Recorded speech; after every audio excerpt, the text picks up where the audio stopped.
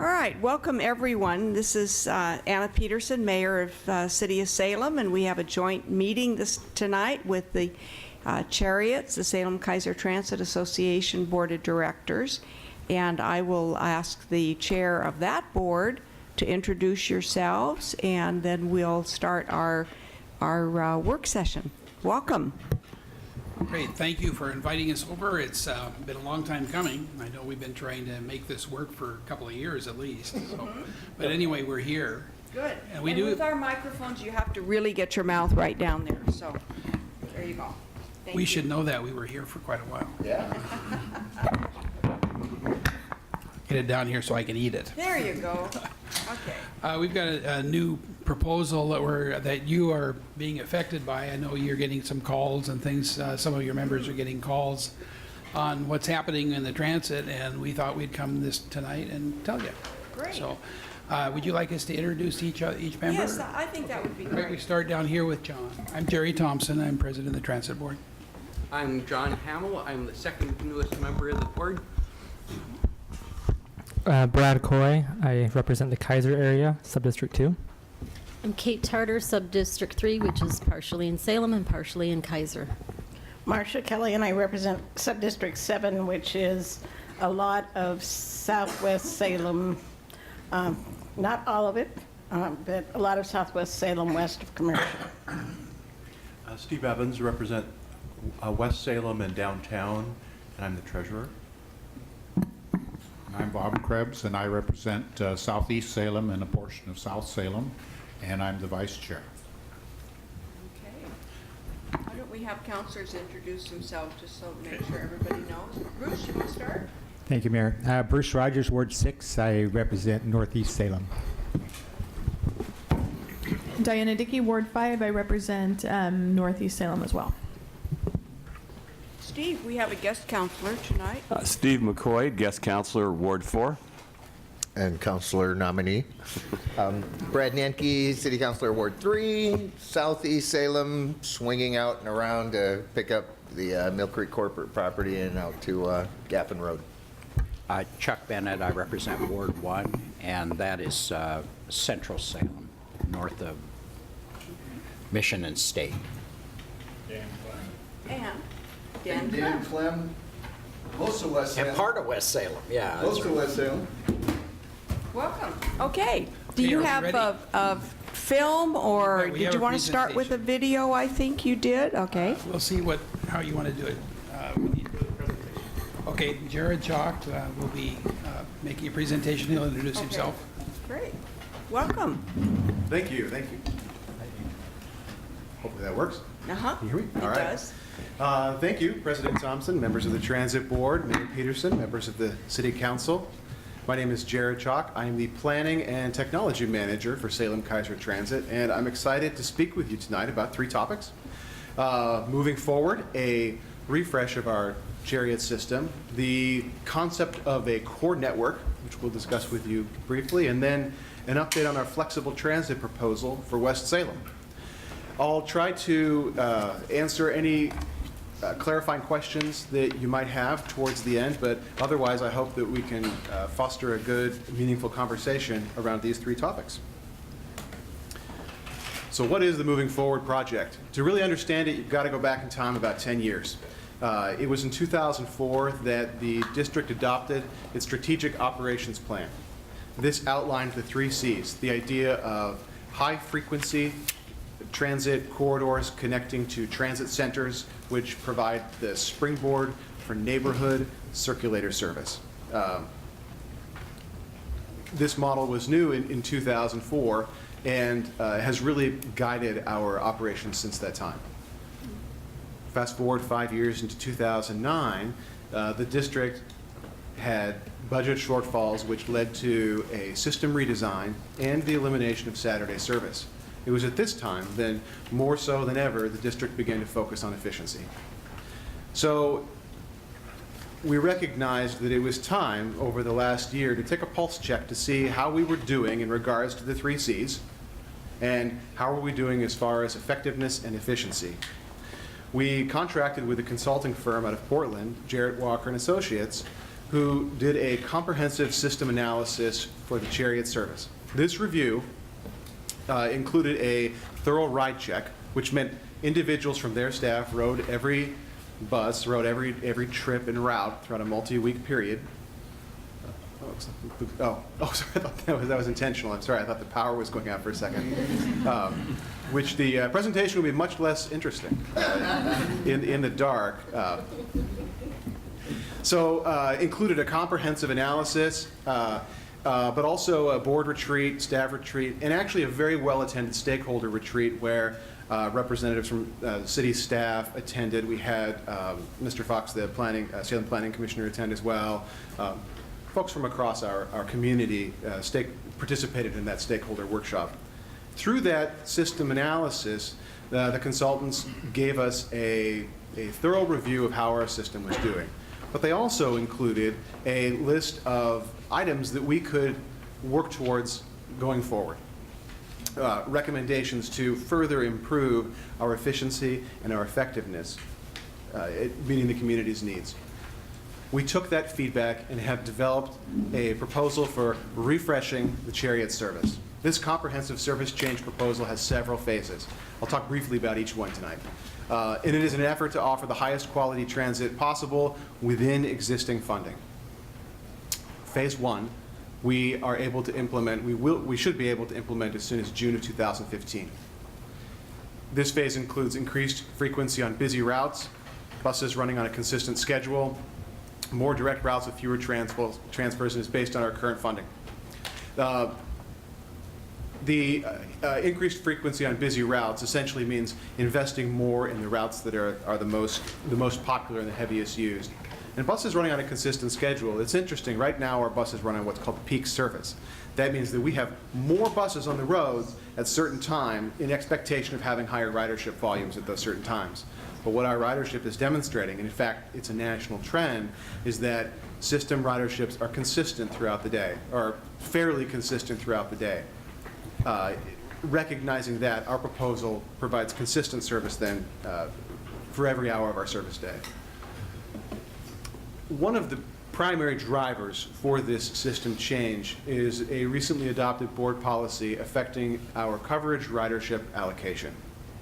What this means is, very simply, is a certain percentage of all of our revenue hours go towards ridership focused routes. The routes that tend to be the most popular, they have the highest frequency, they're the ones that are designed to grow ridership. 35% presently of our resources go into coverage type service. That's very necessary coverage, broad coverage into neighborhoods, usually with lower frequency. The change moves us from 65-35 to 25-75, meaning that 75% of resources going forward will be focused on ridership, 25% on coverage. This was a board-adopted policy and really comes directly out of the CSA's work, particularly that stakeholder workshop. So as we work towards that new allocation, who will be affected? Riders, of course, present and future, but also businesses and services, city planners, developers. In short, everyone is affected by these changes. There's a more detailed map in front of you if you care to review that. But on the screen, I have side by side our current service on the left and the proposed service on the right. What we've done that's interesting is we've changed the color of routes based on frequency. What frequency means is how often a bus comes by your stop. 15-minute frequency is in red, and that means that a bus comes by a given stop 4 times per hour. 60 minutes in blue, 2 times per hour. 30 minutes in blue. 60 minutes in green, meaning 1 time per hour. And we actually have some service in the current model that operates at 120 minutes frequency, meaning if you miss your bus, you have to wait 2 hours to catch the next one. So we've designed it to highlight the frequency of routes, essentially the usefulness of routes. At a 30,000-foot view, the takeaway regarding the proposed 5-day service is that there's more red. Essentially, we've taken the existing service and we've increased the amount of high-frequency service designed to increase ridership. A couple interesting points about the proposed model. One of the most exciting features is that Route A, which you'll see runs down Commercial Street and up River Road. It's a combination of the current route 1 and Route 19. We're proposing to have that merge those two routes into one sort of super route. It's only going to stop briefly downtown, and it will create a high frequency, meaning 15-minute service all day, connection from Kaiser Station at our Kaiser Transit Center all the way south to, the proposal is Wallen Road, actually south of Baxter and the South Salem Walmart, creating a very strong north-south corridor. In transit perspective, actually sufficient to rival Lancaster Drive, our other very strong route. There's some other interesting changes in there as well. Brown Road sees a substantial increase in frequency. The Schenectady Community College, our current second most popular bus stop after the downtown transit center, has much greater connectivity with direct service, greater connectivity downtown. But it is not without cost implementing these higher frequency routes. West Salem really typifies the changes that we're proposing. In most of that coverage service it's proposed to be removed, and that service instead consolidated onto Edgewater, where the service is most highly used. In fact, West Salem in the proposal has more revenue hours than it does today, meaning there will be a greater amount of service in West Salem. It will almost entirely be consolidated on one route where we see the greatest potential, or the greatest current ridership and the greatest for potential ridership as well. We have received, and so we've been going through our public outreach process presently. We've received some feedback on areas such as West Salem, South Salem on Route 21, south of Wallen in the Reese Hill Road area. We've received considerable feedback regarding that section of road as well. And we're working to come up with a second modified version of the map that addresses as best we can as many of the public concerns as we're able to. Highlights of the new service: consistent throughout the day, extensive 15-minute service on key routes. We're continuing to have 30-minute service. We're continuing to have 60-minute service. There's just a little bit less of it. The regular service window is still going to be 6 a.m., 7 p.m. In the evenings, we are proposing to reduce frequency because you do experience less ridership then with the last pullout, meaning the last bus leaving downtown at 9 p.m., which reflects the actual current times. Phase 2, and this is what people get pretty excited about, are Phase 2 and 3, to be honest, is evening service. And we do receive a lot of feedback for this. I'm not going to spend a lot of time on it. It essentially is the same map that we were just looking at, with the frequencies turned down a little bit, but extending those evening hours to the last pull-up being 11 p.m. I mean, you'd have some service approaching midnight. This is a reflection that not every job it starts at 8 in the morning or 9 in the morning, ends at 5. Not all shopping can occur before 7, 8 p.m. It is a community need, and we've included this phase, even though it requires additional funding, so that we can begin to plan for that kind of service. The service that gets folks really excited, though, is talking about Phase 3, which is weekend and holiday service. This as well would require additional funding. The idea here is to provide Saturday, Sunday, and holiday service. Most Phase 1 routes are served, and we would attempt here to have a consistent service hours throughout the day as well. Our purpose in the outreach for Phase 2 and 3 is really to lay the framework, get the foundation built, so that we can more rapidly add these services should additional funding become available. I've mentioned outreach a few times. We just closed our outreach window, and we have had fairly extensive outreach. This map, the red dots sprinkled throughout the city, are a new attempt at outreach where we have placed signs, A-frame signs throughout neighborhoods in areas where we expect change or where the proposals have a dramatic effect in the community, to try to get folks more interested or more aware of what's going on. We've hosted multiple open houses, attended community events, presented at neighborhood association meetings. We had an open house in our lobby. We attended the Salem Saturday Market booth. And here you see a graphic of the sign on the right that was around in the neighborhoods, and then we distributed many flyers and brochures, all in an attempt to gather more information about what the community thinks of the proposed changes. What we heard was nearly 400 total responses. The general responses over 37% requested weekend and holiday service. We heard it again and again. There was also a fairly substantial request for later evening service. There was excitement about the service, but due to the overlap with the fare increase, there was also some comments about a willingness for the community to pay more for their fare if it would mean better service. There was also several people spoke with us about concern about the lettered bus system that we used in the map. And just to set the record straight now, that was our attempt at creating more clarity. We figured if we number these routes in the proposal, it's going to be confusing because people will look at the current route and the proposed route and say, well, which route one are we talking about?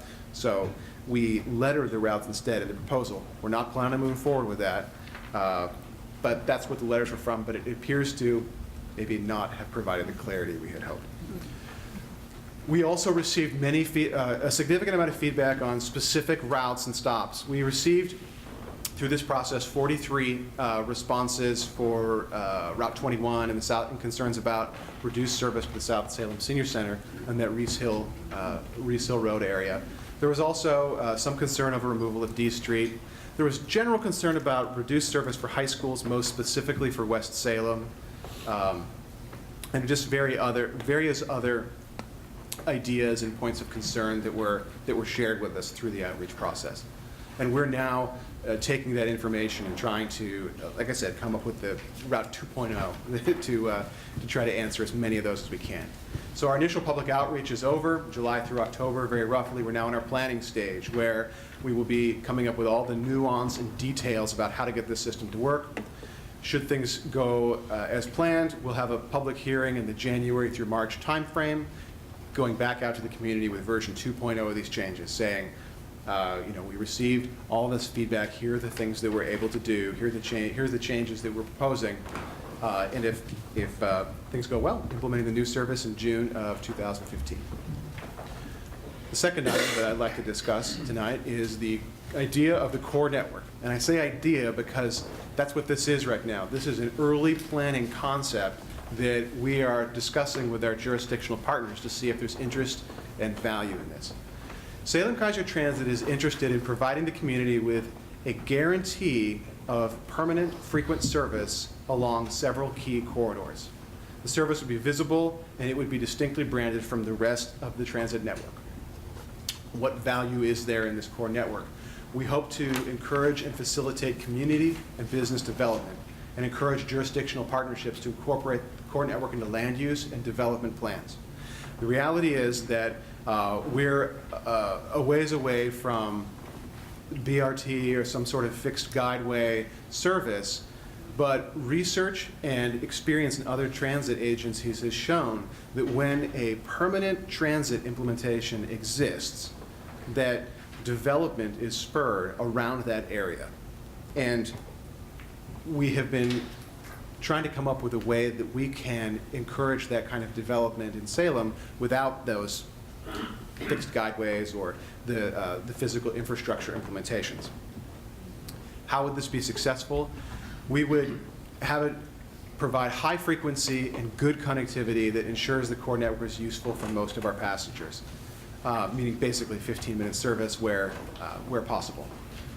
So we've set pencil to paper and have begun attempting to determine what a core network could look like. Again, this would be service that is permanent, guaranteed to be permanent, or as permanent as we can actually make something like this, and it would be useful. So 15 minutes, we're committing that it would be there for the long run. We've struggled in coming up with exactly what corridors would be the best routes to run this service on. Certainly river and commercial, naturally Lancaster, but do you include Portland Road and State, or do you include Center and Market, just as a few for instances? As I said, this is early planning, and so we're trying to gather that feedback from our partners presently. This idea has been discussed with the Salem Planning Commission and the Keizer Planning Commission, as well as the Salem Keizer Area Transportation Study, both the policy group and the Technical Advisory Committee, and we've received, generally head nods that things look pretty well. We received an email of support from the Salem Planning Division regarding implementation of a core network as being a tool that could be useful from their perspective. So we believe that there's some traction there, but we're not sure exactly what it should look like. So that's part of what information we can hopefully have a discussion about tonight. The last thing to talk about is flexible transit. And this is a pretty exciting project. All Chariot's routes currently run on what's called a fixed route. It means that the buses aren't allowed to deviate from the scheduled stop. They're here at X, they're here at Y, they're here at Z. The schedule is usually consistent throughout the day, as we've discussed. There's not a whole lot of room for deviation. In fact, there's no room for deviation in those schedules. We're researching other additional options for how to provide service in low-density areas and or difficult-to-serve areas in our community, areas where we have been unsuccessful at getting the ridership that that is needed to maintain fixed route service. One of the options we're looking at is deviated fixed route. Route like this, you add extra time into the schedule, and the bus is allowed to deviate from its course. Passengers would phone in or with a smartphone app request a deviation, and the bus would go to a stop that's only used when activated closer to their home. Another option is more of a traditional dial-a-ride option, where, again, through an app or a telephone call or a website, our customer requests a trip, and we take them to the nearest transit center or a nearby transfer point on a high-frequency route. So our options run the spectrum from dial-a-ride to deviated fixed route. And we're just in the process of researching what those options are now. However, our board has set a pilot phase for us to implement this service, starting before, hopefully, June of 2015, so that we can have any changes occur before our proposed service changes, and have that pilot last for a year. And the proposed location for the pilot project is in West Salem, which coincides with that area that I was describing earlier, where service has been somewhat reduced in the West Salem area. So there are many outstanding tasks regarding this. First and foremost is finalizing the service design, really nailing down what exactly it's going to look like, then developing performance metrics and standards, advertising and outreach for the service, and finally summarizing and reporting continually on the progress and the performance of that service. So those were the three topics that I wanted to discuss tonight, and I hope that I can answer any clarifying questions that you might have now, and otherwise that the conversation can start regarding these three areas.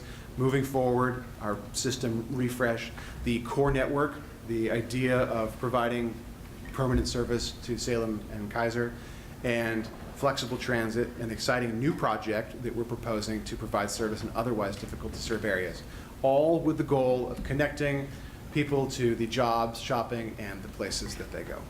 Thank you.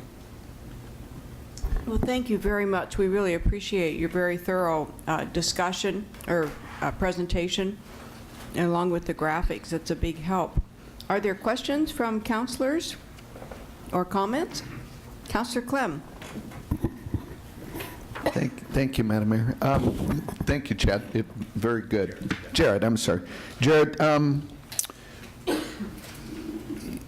Phase 2 before Phase 3, why not go for weekends and then extended evenings? You have a rationale for that, or is that just, did the consultant recommend? I forgot to ask this in MWAG, so.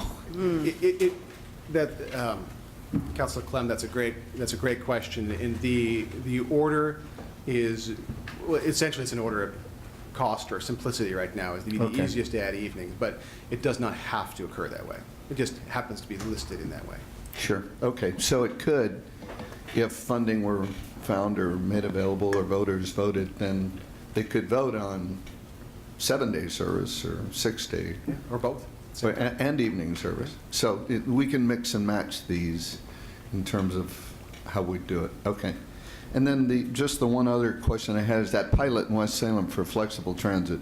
Very exciting. Is that driven by demand, by people emailing, or any projection of what that looks like, or how that pilot gets shared with the public at all? Do we jointly do that with the transit district and see if there's demand on those flex routes? Because that's kind of what we're doing now, and I think it works pretty good. But Is your question about how we know that there's demand in that area, or Yeah. how we'll anticipate it going for the actual service? The actual service. Okay. Well, I can actually answer both of those. We completed a fairly exciting project recently with some Portland, some PSU graduate students called Capturing the Ride, and they polled members of our community, reviewed other transit agencies, and recommended a few locations throughout the city where a project like this could really work well. And West Salem was one of their recommendations. So that's kind of how we got there to begin with, but also that gap that we had noticed and wanting to fill it. As far as anticipating the demand of the service, it's a little difficult to project. We know what our fixed route ridership is, and so we can base it loosely on that. What we're going to be watching it very closely in the first few months to see what that demand looks like, if we've allocated enough resources to it, how it's how it's changing over time. But we'll have to develop an advertising campaign, certainly, to get the word out there. Yeah, and we should be lockstep with you on that so that we can encourage folks to use the transit. The West Salem routes don't stop at Rots under this. Do they go straight downtown? Is that, Steve, sort of the idea with the phase one here? They stop there. They go down. There's two of them. Right. One goes to Ross and one goes straight downtown. Okay. So that's good. You don't have to do the switch at Rots and then wait a couple minutes just to go downtown. One of the routes goes straight down there. And it will under this model, is that correct? Actually, both of the routes are going to. Okay. Yes, it'll. The 15-minute Edgewater service is going to originate downtown, and the hourly Wallace Road will also go downtown, and then continue its travels to Turner Road. Okay. Okay, Councilor Rogers and then Councilor Bennett.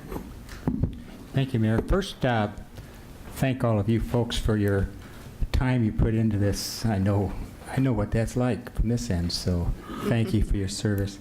On the flexible transit project, how does that compare to, I'll probably have the names wrong, but Red Line or Cherry Lift? Does that provide the same service, or is it expanded, or what's it do?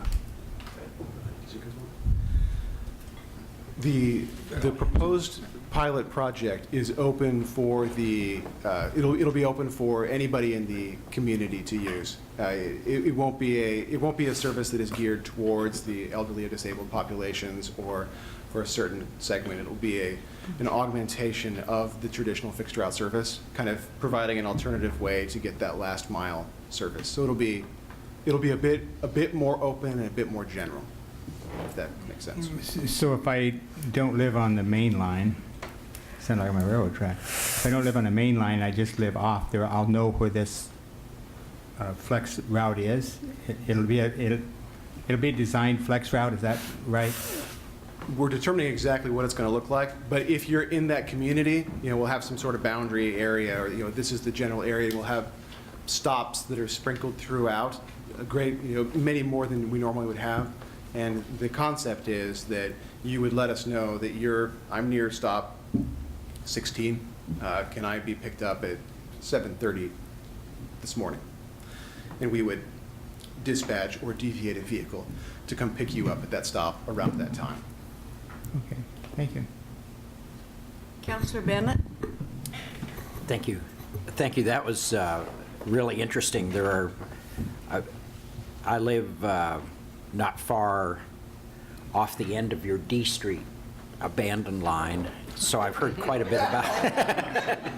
Yeah. Although you do make it real close to my house, but I have heard quite a bit from folks along D Street, and I wondered, you mentioned that you'll be measuring ridership and that there's flexibility to adjust the plan. How will that work? Are you collecting data then, or is it phone calls, emails? I'm not sure how the data collection occurs in that to determine if one of these lines needs to move. We do poll customers periodically, but a great wealth of our data comes from both automated systems on our bus that count the number of passengers getting on and off, but also our operators through their fare collection methods tally how many individuals board our bus and what type of pass that those individuals are using, and that helps us gauge the volume of traffic on a given route. So as I look at this, the en route ends at 17th, heads north at 17th off of D Street, so it's serving North Salem High School. Would you then, and I'm just trying to understand how the data would work, would you then count the number of folks that get off at 17th and D and begin to determine that you've got a fairly substantial ridership coming out of that? How would that work? How would you decide? How would you decide to change a route? Well, there are GIS, the geospatial tools that we can use for showing ridership. So one of the great tools that you have is exactly how you're describing it. We have we know that a certain number of people board on a given stop. And so a circle is drawn around that stop of varying size depending on how many individuals board at that stop. And when you look at the route as a whole, you can see that there are segments where there are a few boardings or a few individuals getting off of the vehicle, and that can be a pause for review. But it's also possible with our data to review what's called a load factor, essentially how many seats are filled. And so we also travel that as a bus travels so that you can see how full a bus is at a given point in its route as well. What's one of the things I've heard from folks is about the distance to stops. What is the maximum distance you're allowing in this configuration for someone to walk from their residence to a stop? Well, the maximum distance is however far that they're willing to walk. Well, let's just say you're really, really humane, and you have figured out that some people can't walk a mile. Do you have residences a mile away from a stop? There are residences that are going to be a mile away, particularly if you look at the West Salem area and Southwest Salem. Okay. There are, and even Southeast Salem. There are areas where we have residences that are significantly far away. For most of our purposes, for most of our planning purposes, we hope to be a quarter mile. We measure the impact of a stop and a route based on it being a quarter mile. We feel confident in pushing that number out when it's a particularly high frequency service. So a 15-minute corridor, for instance, studies have shown that passengers are willing to walk farther for good service. So you might look at half a mile as being a reasonable walk time to get to such frequent service. So when you look at West Salem then, and whether or not to do your pilot project or to change that route, if they're walking more than a mile, does that make them more eligible for either a flexible change or a pilot program? Because there are clearly, on the west side of your main north-south route is where there just appear to be an awful lot of residences that are just not going to have service at this point. There could be a great many places that this type of service could really work well in. Right. What we're hopeful for is to have a new tool in our tool belt after this pilot project that may offer a solution for other areas as well. The West Salem just had a good mix of demographics, density, and hilly topography that really made it attractive for us to test out a service. Yeah. I thought this looked, just as an editorial note, I thought this looked really well done. I thought you really came close to the areas that it strikes me you would want to have rapid bus service. The only question I had were I looked at this 15-minute spectrum. Does that mean if it's kind of red or salmon colored, it's every 15 minutes? Is that sort of how that works? So center is 15, market is 15. Is that how that? That's exactly right. The reds are just to show the different route numbers. Okay. Great. Thank you. Councilor Bennett, may I clarify just a little bit that the two routes that are shown in West Salem aren't part of this flex route. Yeah, I know. The flexible route's a separate route. You're going to that'll do go just flex about routes as anywhere. soon as you have some money. No, we're doing the flex route in June, or before June, So it'll be... in West Salem. Okay, you'll do That's flex our- that's routes our by project. June? When Before in June? June, mid-June? Before June. Okay. And then you mentioned a pilot program in West Salem. That's the pilot That's the program. flex route. That's the flex Well, let's route. pick one, or it got a little confusing because you had a Pilot- pilot it's a talking pilot and a... flex route. Okay. Okay. Marcia has it. And having been on the board for as long as I have, West Salem has always been a hard area to serve, not only because of the topography, but sometimes it's the lack of sidewalks, so it's a lack of good places to be able to stop. And so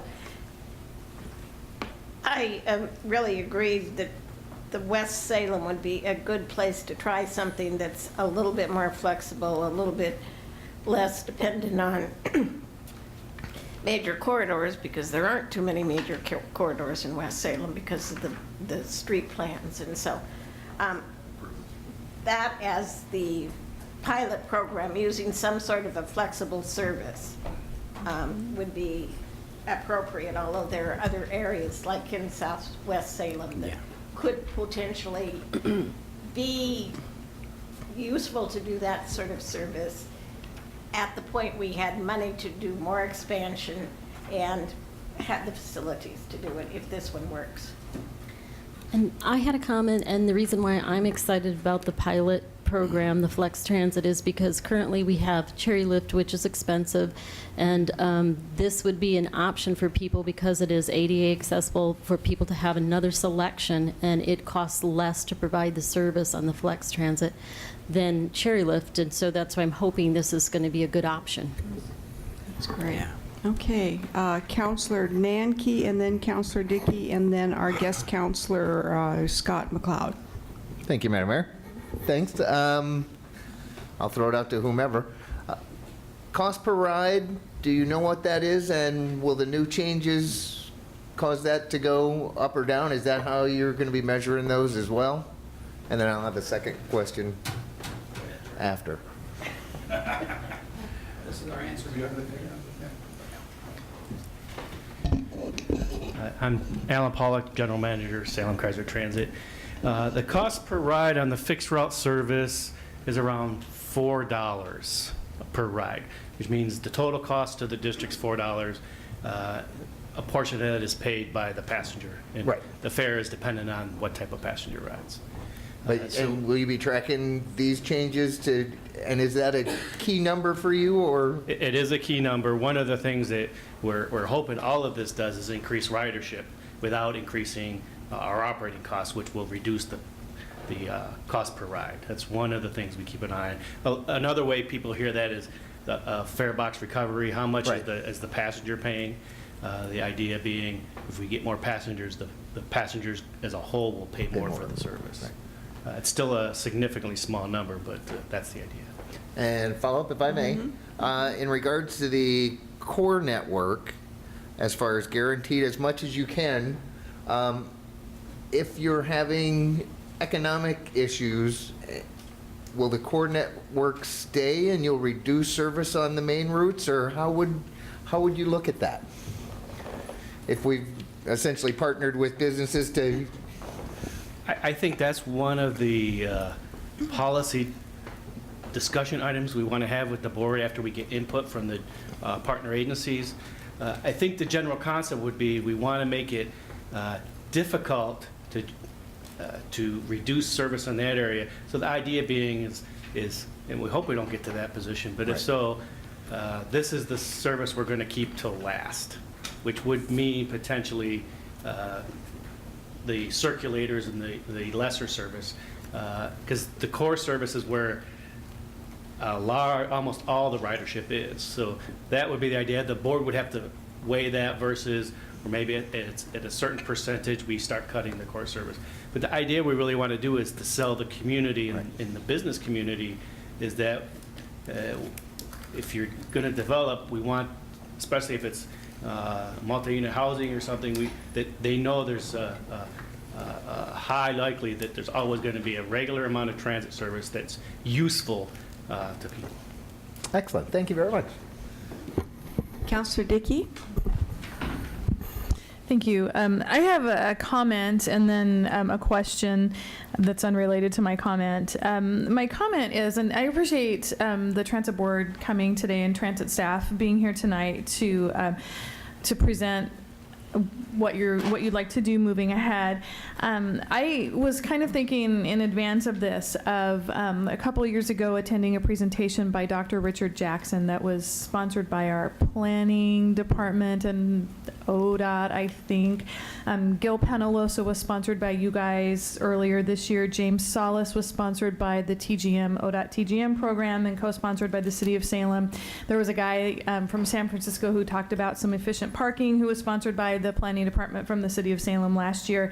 And thinking of all these people have come into our community and they have shown phenomenal projects that have happened in other communities that get people moving around from place to place. Transit, I understand it doesn't just mean someone riding the bus, but you guys are experts in other types of transportation as well, getting alternative transportation, carpooling, walking, bike riding, all those things. And so I guess my comment is I'd like to see some action come. It's great to see what other communities are doing, but if we just, bring the experts in and they can showcase some things and we don't do anything, then it feels a little fruitless. So I hope, with your vision and what we're doing at the city, and I know ODOT has, they've brought some of these people in, would love to see more coordination between all of our jurisdictions to make that happen. Because, we've seen some phenomenal presentations over the last couple years. And some of those things might be doable in our community, but it's going to take collective efforts to do that. My question is, you talked a little bit about lack of funding. I'd like to kind of know how much will you need for phase 3, and do you have a proposed funding strategy for that?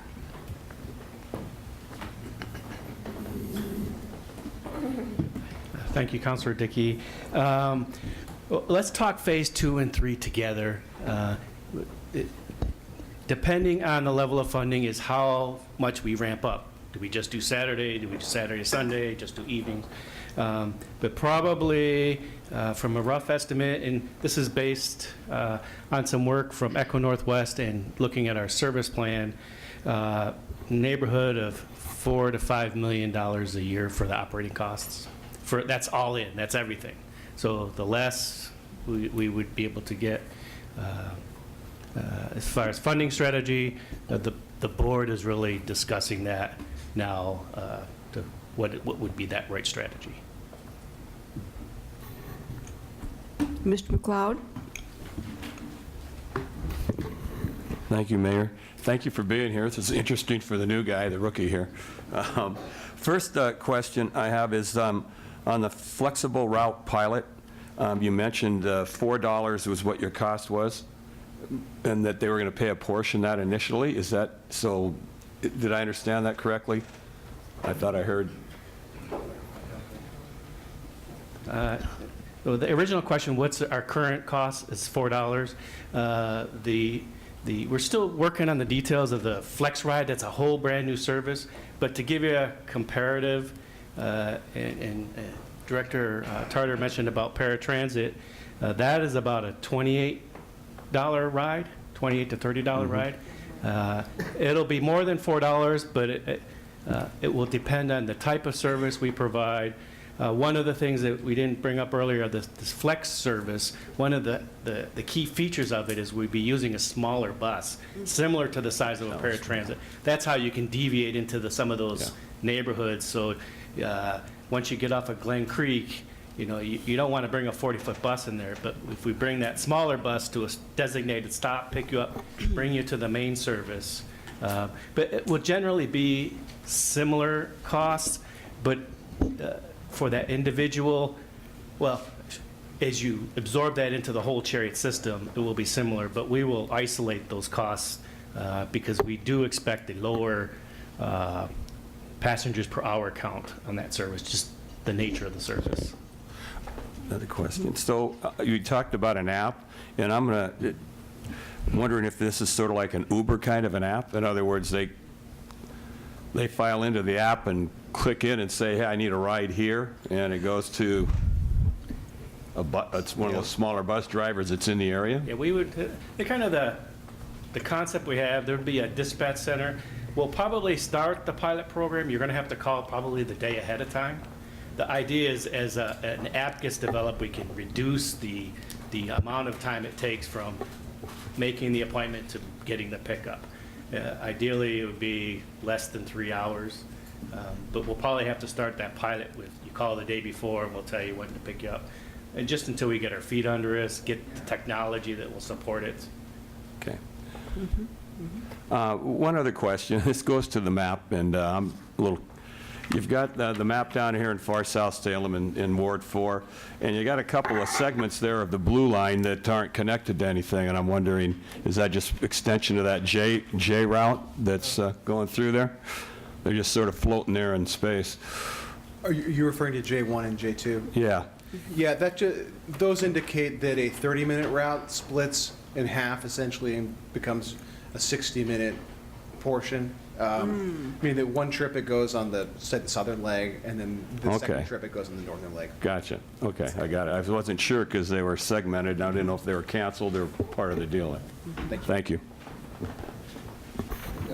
Are there further questions from councilors? Councilor Nanki. Thank you, Mayor. Not really a question, just wanted to say I think the plan logically looks good as far as going out in time, and it's laid out well. I think the flex route is a wonderful thing. It's always been challenging on figuring out how to get some of those people because it is just too difficult for them to get to a normal stop. So looking forward to see what has come up with. Okay. If there are no further questions, we will adjourn our work session. Thank you very much for coming. We appreciated your time. Thank you, Madam Mayor. Good evening, everyone, and welcome to the Salem City Council meeting.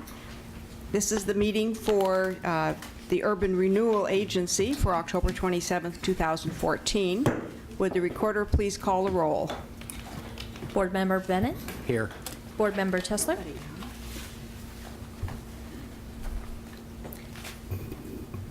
Board Member Nanki? Here. Board Member Clausen is absent. Guest Counselor Steve McQuaid? Present. Board Member Dickey? Here. Board Member Rogers? Here. Board Member Benars is absent. Guest Counselor Tyler Clark? Here. Board Member Clem? Here. Chair Peterson? Here. Thank you. Will you please join me in the Pledge of Allegiance? I pledge allegiance to the flag of the United States of America and to the republic for which it stands, one nation, under God, indivisible, with liberty and justice for all.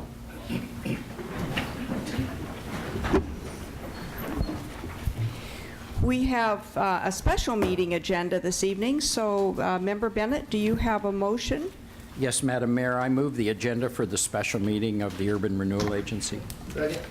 It's been moved by Member Bennett and seconded by Member Nanki to approve the special meeting agenda. All those in favor signify by saying aye. Aye. Aye. Opposed, say nay.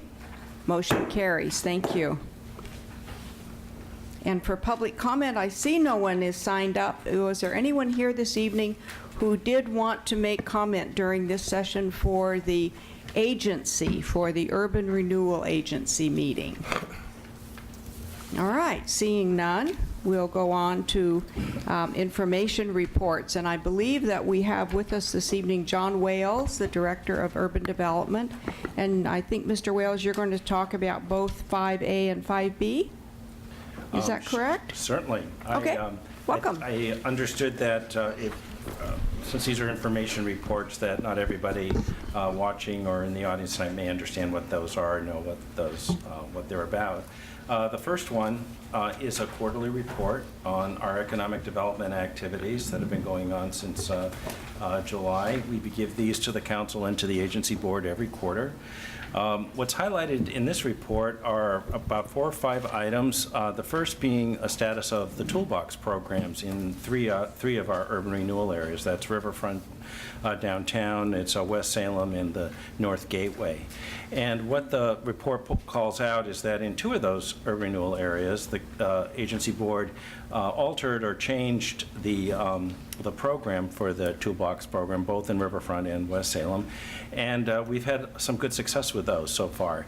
We're really pleased that the whole intent in changing the toolbox program, we're trying to get leverage investment, put a little more money into from the agency if it would incent more development and larger projects that would in fact go on the tax rolls as opposed to painting a building or putting an awning. And 3 of the first projects that since July, or actually since the downtown Riverfront have come into play. We've seen a new restaurant on Court Street. We've seen the space, if you're familiar with Liberty Plaza, at the corner of Chemeketa and Liberty Street, which has been vacant for years, have come to fruition because of this program. And if it were not for this, the change that the board made, I don't think we would be seeing those projects. So those are positive. The program went into place in West Salem in July. We haven't received any applications, but in the past month we've had several inquiries about opportunities and how the program works. So we're inviting people in to talk with us, and we're answering as many questions as we can in hopes that we can stimulate some investment there. The report also talks about updates on some of our business expansion opportunities. We talk about Garmin project out at the airport is under construction. They're anticipated to be completed by the end of the year. FedEx out at Mill Creek has expanded 22,000 square feet. Added a few jobs, but a lot of investment in machinery, which will go onto the tax rolls. And I think, as we reported before, you're aware that both the NORPAC and the Hennington development out on Madrona Avenue have been completed. That's for a total of $50 million investment and over 250 jobs that have been added at a minimum. So that's all good news. We highlight the Make It in America grant. This is a grant that the COG has applied for in partnership with SEDCOR and Job Growers. It's a grant that's looking at 3 counties, Marion, Polk, and Yamhill County, at manufacturing sector, looking at the companies that are here and the supply chains that support them. And they have already interviewed 50 companies, and we are interested in finding out the results here in Salem, as it's going to be very important in understanding where the gaps are in supply chains. Are they jobs? Is it infrastructure? What are those opportunities that we can learn from and partner with? So we're looking forward to those results. And then this month we've added just some information we thought was interesting on the airport. Back in 2008, and I know Councilor Clem is fully aware of this, ODA, the Oregon Department of Aviation, contracted for a large study of 75 airports in Oregon, and to look at the economic value of those and the use of those. They've just updated that, and the Salem Airport, McNary Field, was part of that. And what I thought was important to share is that the airport, or this analysis shows that out at the airport, there are over 630 jobs. There's a annual payroll of over $32 million, and there is about $138 million in annual business sales. That's just the direct impacts of this, of what's happening out there. So even though this airport doesn't have air service, it is an economic engine for this community, and it's nice to have this independent study, and I'd suggest, if you have time, to look at some of the other benefits that are there as well. So that's the quarterly report. Thank you. The second, or the other item, information report on the agenda, is the housing affordability study. You may remember this is in North Downtown. We did this in conjunction a few years ago with the mobility study downtown. And this was trying to look at where the opportunities for future investment for riverfront downtown might be if we were to able to encourage housing in the area. And so what this report basically is updates on some of the guidance that we got out of that report. I think we learned, the big thing we learned from that report is that the rental market is not going to likely occur there without some public support, that the rents that are charged would be charged and so would not cover development. So there's going to have to be some partnership, public-private partnership, as there was on when we did the North Broadway development at Market and Broadway. So we know that. But we've been looking to the future and looking at ways that we might incent development. One of the ways is getting a robust grant program that that the board has now put in place. But we've also looked to workforce housing and other public partnerships using, and within the Urban Renewal Department, Urban Development Department, we've pulled together the resources of the Housing Authority, Andy Wilch, and our federal programs and our urban development team to look at ways, is there a way that we can pool some of these resources to attract development. We're having those conversations. We're going to be meeting with local builders and developers in the next few months, and then maybe looking further afield, because a lot of these are very complex public housing projects, but they're projects that are market rate housing. The developments that we've seen happening in Eugene and in Portland are very exciting, and we're looking at those opportunities as well. So we are trying to look at resources, and we'll be back in probably a few months to share more information or some ideas and suggestions with the board when we have that. Great. Thank you very much. Are there questions from any of the counselors or guest counselors? All right. Thank you. Appreciate the report on the information. And with no further business before the agency, we are adjourned. All right, good night. So far.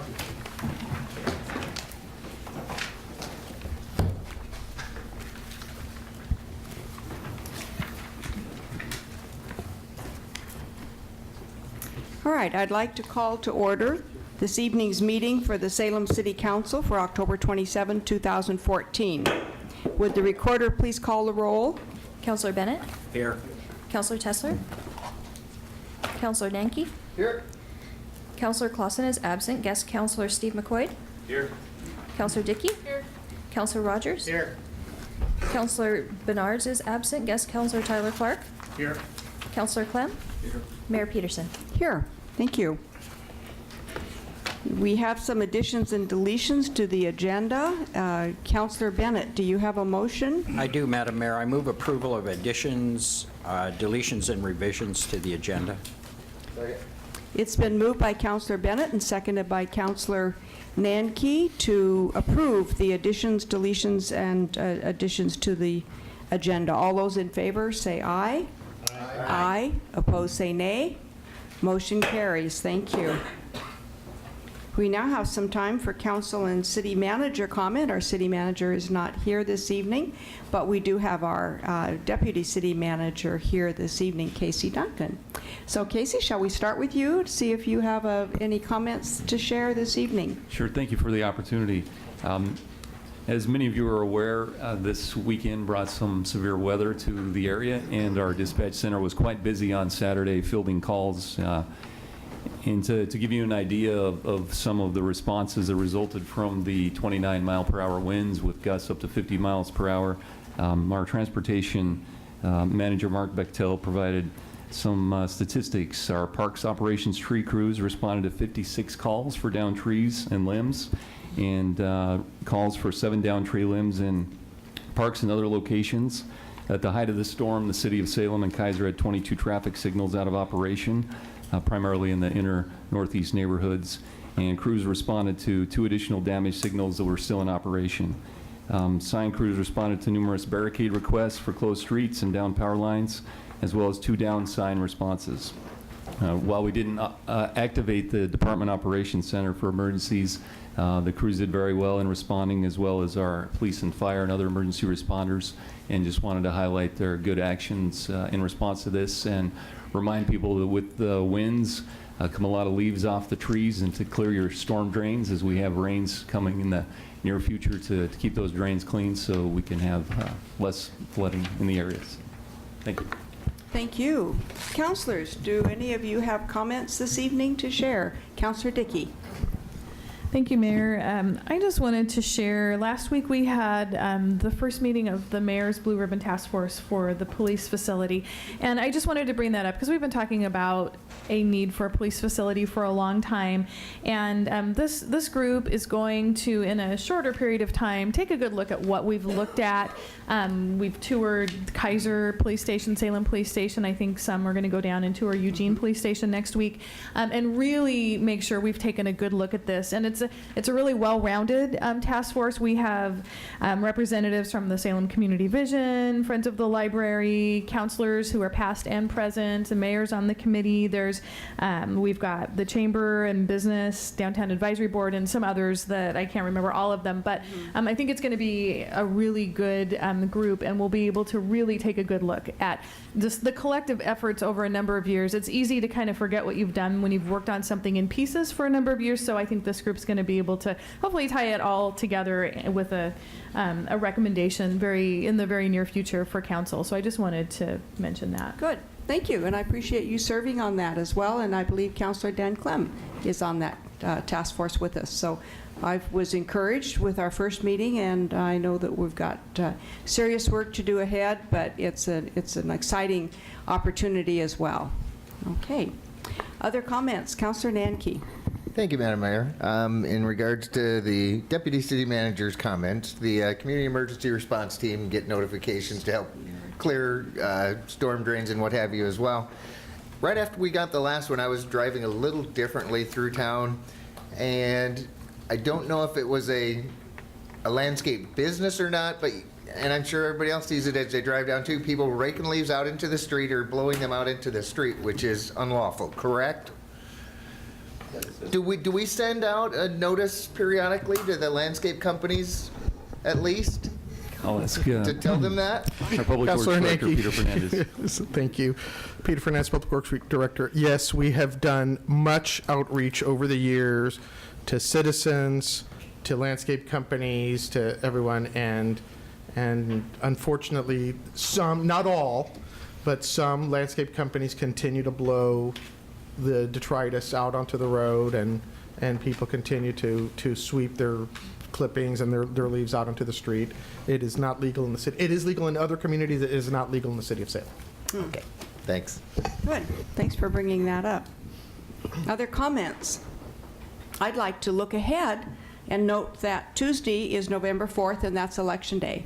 And so I am encouraging, yes, everyone to exercise your right to vote. We live in a great nation that allows people to vote, encourages people to vote, and in this community, it's just about as easy as it can be because your ballot should have arrived in your mailbox if you're registered to vote. If it hasn't arrived, I would suggest that you call the county clerk for whichever county you live in, which would probably be Marion or Polk. The City of Salem cannot provide a ballot for you, but we'll certainly help you find the right entity that can. You know, it's a great privilege to vote, and it's a great privilege to be in a community that does care very much about the elections, and I know there's been a lot of interest this year, so I'm just encouraging everyone to celebrate the right that we have and get out and vote, or at least get your ballot into the mail and vote. Multiple times. No, Brad, no. Other comments from counselors? That will be it, huh? Okay, thank you. We do have time for public comment. I think we have someone signed up. We do, thank you. We have several people. We'll start with Tom Anderson and followed by David Concanon.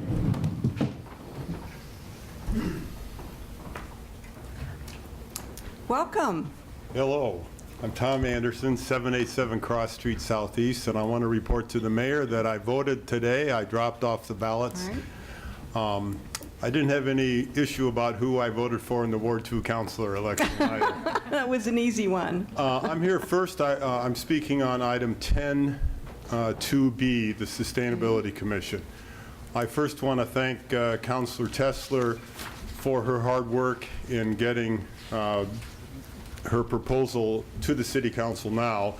I know she's met many times with the sustainability, a group trying to form a sustainability commission here, and her work has been very helpful, and I think it would be a terrific way to honor the counselor if the council and the city could take action on the Sustainability Commission before she leaves office at the end of December.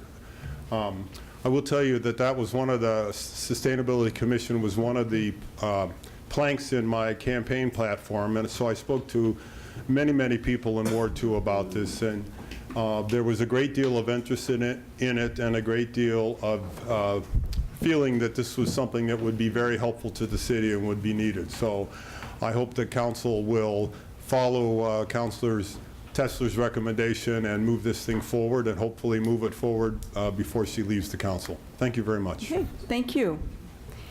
And let's see, did any councilors have questions? Okay. David Concanon, followed by Evan White. My name is David Concanon. I live at 2010 Lowen Street Northwest in Salem. I wanted to speak on the license fees for the marijuana facilities, the medical marijuana dispensaries. I was here 2 weeks ago, and I told you folks my story. I asked you not to treat me like a criminal. I asked you not to treat me like a derelict. And looking at these fees that you've established, it's $960. You don't charge bars that much, I don't believe. Bars cost a lot more. You have people at bars, you have fights, police have to go. You have stabbings, police have to go. You have shootings, police have to go. You have drunk drivers, police have to act again. They have accidents for drunk drivers. They have to act again. EMTs have to go. Are they paying $960 a year for a license? No, they're not. Come on. That's not fair. Just plain isn't fair. Thank you. Thank you. Are there questions from councilors? Thank you very much. And Evan White, followed by Mark Cusick. Good evening, Madam Mayor and councilors, and thank you for your service. I'm Evan White, and I live in Ward 7, and I'm commenting on Agenda Item 7E, the petition for an apartment complex on Cordon Road. This project isn't in my neighborhood, but I was at the Planning Commission meeting when they voted 4-1 to delete staff's recommended condition of a pedestrian path, which would let children walk safely to school. Cordon Road has a 45 to 55 mile speed limit and no sidewalks. This project is similar to a proposed apartment complex in my neighborhood, and last year's staff also recommended that the developer construct a pedestrian path so that children would not have to detour along Skyline Road and Kubler Boulevard. But the Planning Commission also voted to delete that requirement. Fortunately, we were able to work with the developer to ensure that there will be a path. When I listened to the discussion of the Cordon Road project, one of the planning commissioners said that not having a pedestrian path would be no problem because school buses would come every day to pick up the kids and return them back at the end of the day. When he said that, I thought to myself, wow, I wonder what the Salem Kaiser School Board would think about 50 to 60 years of extra school bus expenses that could be avoided if the developer fulfilled his promise to build a pedestrian path when his property was rezoned. On the following evening, I went to Willamette Law School and listened to a talk by a nationally recognized expert on urban planning and public health. The speaker talked about the importance of having safe ways for people to walk or bike and the importance of good urban planning. Children apparently do better academically when they walk to school. Our city manager moderated the panel discussion after the talk. At many times and places, council has affirmed the importance that you place on transportation connectivity and safe routes to schools, consistent with Oregon land use planning goals. I hope you will support city staff's original recommendation of a pedestrian path and call up this project for review by council. Thank you. Thank you. Are there questions of Mr. Evans? I mean, Mr. White. I'm sorry, Evan. I've known your name for years. I apologize. Thanks Councilor for Nanke. coming down tonight. Yeah, I planned on discussing this one with council as we got to the information reports. Super. Other than that, we can't really speak to merits here or there because of the nature of said, so we'll leave it at that. Councilor Dickey. Yeah, I just wanted to say thanks for coming down. We just had a joint work session with the Transit District just before this meeting and talked a little bit. I brought up some of the speakers who have come and talked about the planning and the different things different communities are doing, like you referred to here. So thanks for bringing this up. Thank you. Okay, Mr. Cusick, welcome. Good evening. My name is Mark Cusick. My wife and I are the owners of Herbal Grasslands on Roy Vaughn in South Salem. My comments tonight are regarding the fee. Alcohol, tobacco, sex, gambling, prescription drugs, food. Each and every one of these items has a certain percentage of our population that is addicted to them. Each and every one of these items is legal to sell in the state of Oregon, as is marijuana. Now, I have been unable to find a fee of more than about $75 for any of these businesses. So quite frankly, anything more than $75 is a travesty. I mean, you know, I'm looking at this. I found this article, homesecurityshield.org. 10 most dangerous cities in Oregon. Salem is 10. Don't we have enough things for our police to do than to come out and inspect law-abiding businesses? I mean, let's be real here. Let's get back to protecting the children. We're not protecting the children from any of these businesses. I don't see where you need to protect the children from us. We're as law-abiding as any other business in this town. And speaking of protecting the children, our daughter now has been diagnosed with stage 3 cancer. She's 28 years old. Every dollar that you take away from us over a reasonable license fee is one less dollar that we can use to save our own child. We got to be reasonable here. I don't have an issue with a license fee, but I don't want that license fee to be any more than you would charge any other business in this town that is operating legally, which we all are doing. Thank you. Are there questions for Mr. Cusick? Okay, thank you very much. And Margot Lucas.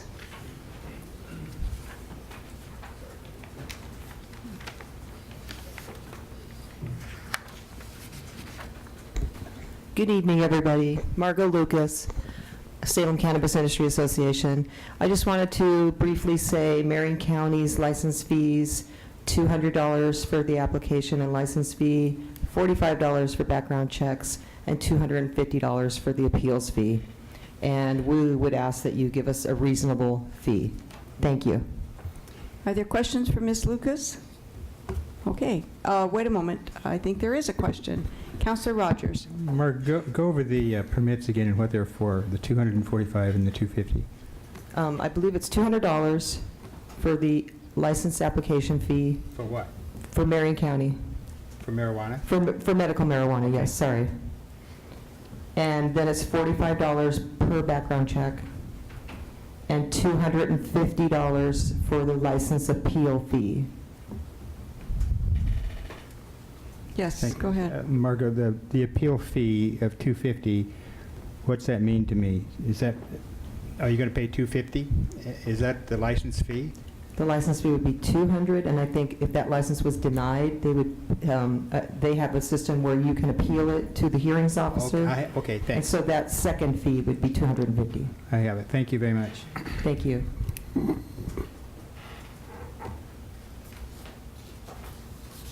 Okay, thank you very much. We'll now move on to the consent calendar. Councilor Bennett, do you have a motion? I do, Madam Mayor. I move the consent calendar with the following pull 3.2A by Bennett. Second. It's been moved by Councilor Bennett and seconded by Councilor Nanke to approve the consent calendar with the exception of the item 3.2A being pulled. All those in favor of the motion signify by saying aye. Aye. Aye. Opposed, say nay. Motion carries. Thank you. And we will now move to public hearings. The first item is 4A. Would the city recorder please introduce the public hearing? The City Council will now hold a public hearing for the purpose of considering adoption of engrossed ordinance bill number 25-14, establishing a tax on the sale of marijuana and marijuana-infused products in the city of Salem and creating new provisions in the Salem Revised Code. Thank you, and we have a staff report. Good evening, Mayor Peterson. I'm technically challenged. But you're our marijuana professional.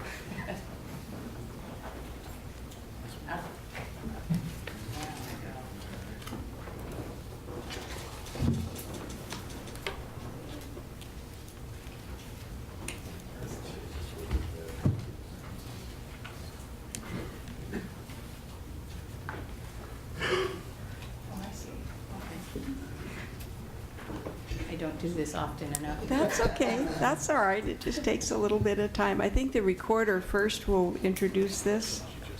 She's totally done introducing it? All right. Thank you. We're ready for you. Tonight, City Council is being asked to consider Ordinance Bill 2514, which addresses Chapter 32 to the Salem Revised Code, establishing a gross receipts tax for the sale of recreational marijuana and marijuana-infused products in the city of Salem. A little background before we get started on the actual ordinance. In July 2014, supporters of a petition initiative to legalize the recreational use of marijuana attained the required number of signatures to have the initiative placed on the November 4th, 2014 ballot as ballot measure 91. In August 2014, city staff provided an update to City Council on the work of the council subcommittee regarding medical marijuana facility regulations. And as part of that discussion, staff informed council at that time of the status of Measure 91 and the opportunity to place a tax on the sale of medical and recreational marijuana. At that meeting, City Council directed staff to draft a proposal for a tax on both medical and recreational marijuana and bring it back for their consideration. We did so on October 13th with the first reading of Ordinance Bill 2514 on a gross receipts tax on medical and recreational marijuana was heard by council. At that meeting, council asked staff to remove the language in the ordinance that was imposing a tax on medical marijuana and schedule an engrossed ordinance for public hearing and second reading, which is this evening. Couple of things to set the facts and findings for this hearing is under the Salem City Charter, the city has broad home rule authority to tax a business activity, the sale and transfer of marijuana or marijuana-infused products in the city of Salem is exercising a taxable privilege. The purpose of establishing Chapter 32 in the Salem Revised Code is to impose a local tax on the gross receipts generated from the sale or transfer of recreational marijuana should Measure 91 pass in November. The tax receipts would be a revenue source for the general fund services. Currently, there is no law in Oregon that prohibits a local government from taxing marijuana, but Measure 91 does contain language that may prohibit local governments from taxing recreational marijuana if the measure passes. Further, 91 purports to repeal any local tax on recreational marijuana. It would not affect a jurisdiction's ability to tax the sale of medical marijuana. It is not clear at this time whether the purported retroactive appeal of a local tax on the sale of recreational marijuana would be valid. However, it is fairly clear that once the measure is in effect, it would prohibit the enacting of any new local taxes in the future. Therefore, a number of jurisdictions in Oregon over the past 3 months now have enacted or are in the process of enacting a local marijuana tax prior to the November election date. Generally, these tax ordinances are modeled after an adopted code from cities of Hillsborough, Ashland, and Gold Hill, with some variations. In my research of 22 cities so far, of which I believe there are now 60, have either enacted or are about to impose an ordinance adoption on taxing recreational marijuana. Most of these most of these ordinances reviewed show they tax medical marijuana at either 10%, 15%, 25%, and I have just seen today as high as 40% in the city of Fairview for recreational marijuana. A number of these organizations have not adopted a tax on medical marijuana. There are a few that I do have. Some also are using an up to language in their recreational ordinances, so it allows some flexibilities for councils to consider a rate that may or may not be 10% or 25%. Generally, the discussions around this type of ordinance are to move forward with an ordinance for recreational tax on marijuana because these jurisdictions do not want to become tax havens should they not have the ability to impose that tax. Also, I found in my research, I'll give you a little bit of an idea of what some cities have done. The city of Eugene did vote no. They are not going to impose a tax on recreational or medical marijuana. They are about the only one I have found so far that definitively said that. The cities of Ashland, Oregon City, Wilsonville, Lake Oswego, and Tigard, to name a few, do have medical at 5% and a recreational tax at 10 or up to 10%. Tigard, in addition to setting a percentage on a sales tax, so to speak, is also imposing a $500 annual fee to an establishment that may also get into the retail sale of marijuana, such as a restaurant or a bar, and a $1,000 annual fee to growers. In our surrounding area, Kaiser just adopted theirs last week at 10%. Springfield has set an ordinance saying that they will tax recreational marijuana, but they did not set a resolution for a fee yet. They said they would come back later. And Gresham, Corvallis, and Springfield are the ones that I found that they did adopt their ordinances, but then they said they will come back at a later meeting and ask staff to bring forward a resolution for a proposed rate on that recreational marijuana. Portland has finally adopted their ordinance at a 10% rate. They are the only one where I could get some possible information on some research they had done on what they thought their revenues would be. They're estimating them to be $4 million in revenues generated from the tax, a startup cost of about $150,000 and $280,000 ongoing costs to basically administer their tax. So why 10%? Was a question I had to post back. So I went back to the original authors of the ordinance, which would have been Gold Hill or Ashland. So I called Ashland today, and I spoke to their finance director, and I said, why 10%? And he said basically there was no data available to establish a percentage, but they felt that 10% was a reasonable rate to start with, knowing that it could be changed at any point, that it was more important to establish a rate that reasonably would recover their costs. Now, if you recall, Ashland is one of the few, if not the only city here in the state that does have a food and beverage tax that they impose on their restaurants. And they looked at how it has cost them to administer that program versus this one, which would have more enforcement in it. And therefore, they felt that the 10% was a reasonable place to start, knowing that as we get more data and begin to understand what that retail sales will be in a particular jurisdiction, that rate then would have council's authority to change at any point. So that's really where the 10% came from. As I said, not much data. is available. I also looked at Fort Collins, Colorado, to see what was happening in a city that it's about our size and jurisdiction.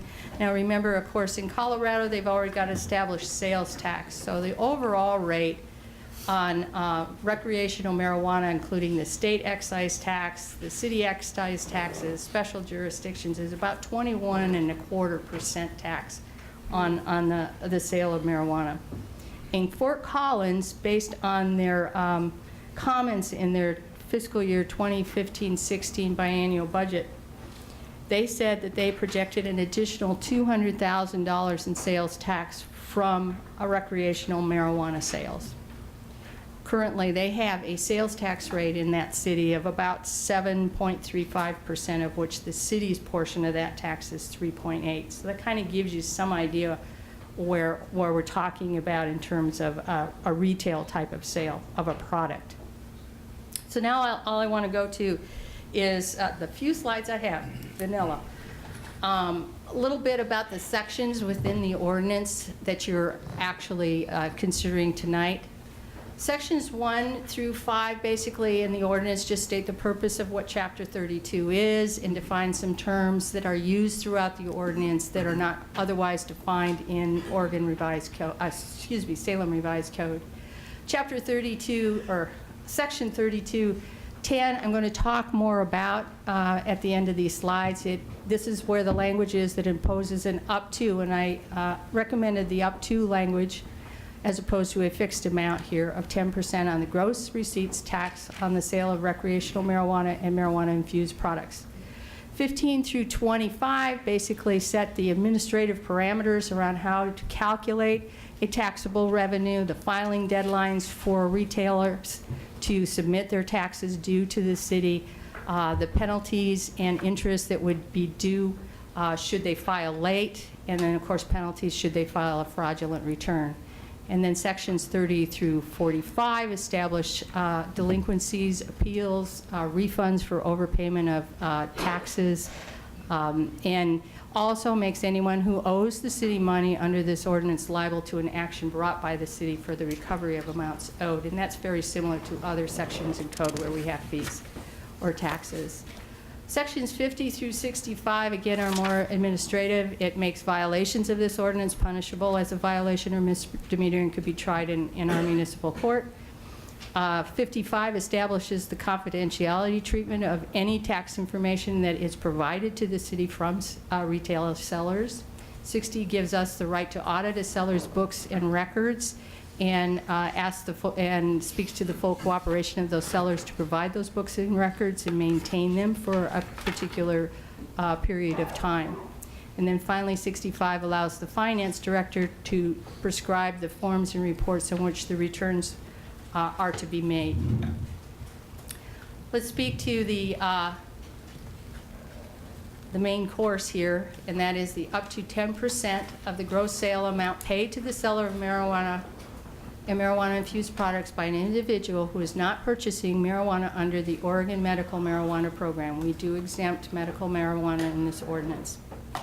Should you choose tonight to adopt the proposed tax program that I've just described, it must further engross the ordinance to set a tax rate at this time. So that would be a further engrossment to what you have before you this evening. Your options tonight are to further engross the ordinance to set the rate of taxation and proceed to a second reading for the enactment, which is this evening, and that's staff's recommendation. You may also adopt the staff's recommendations and add any further amendments you choose to in this ordinance and proceed to second reading this evening, or you may decide not to proceed to second reading this evening. And that concludes the staff report. Thank you very much. Appreciate your staff report. All right, do we have some people signed up? We do. All right. David Concanon and Margot Lucas.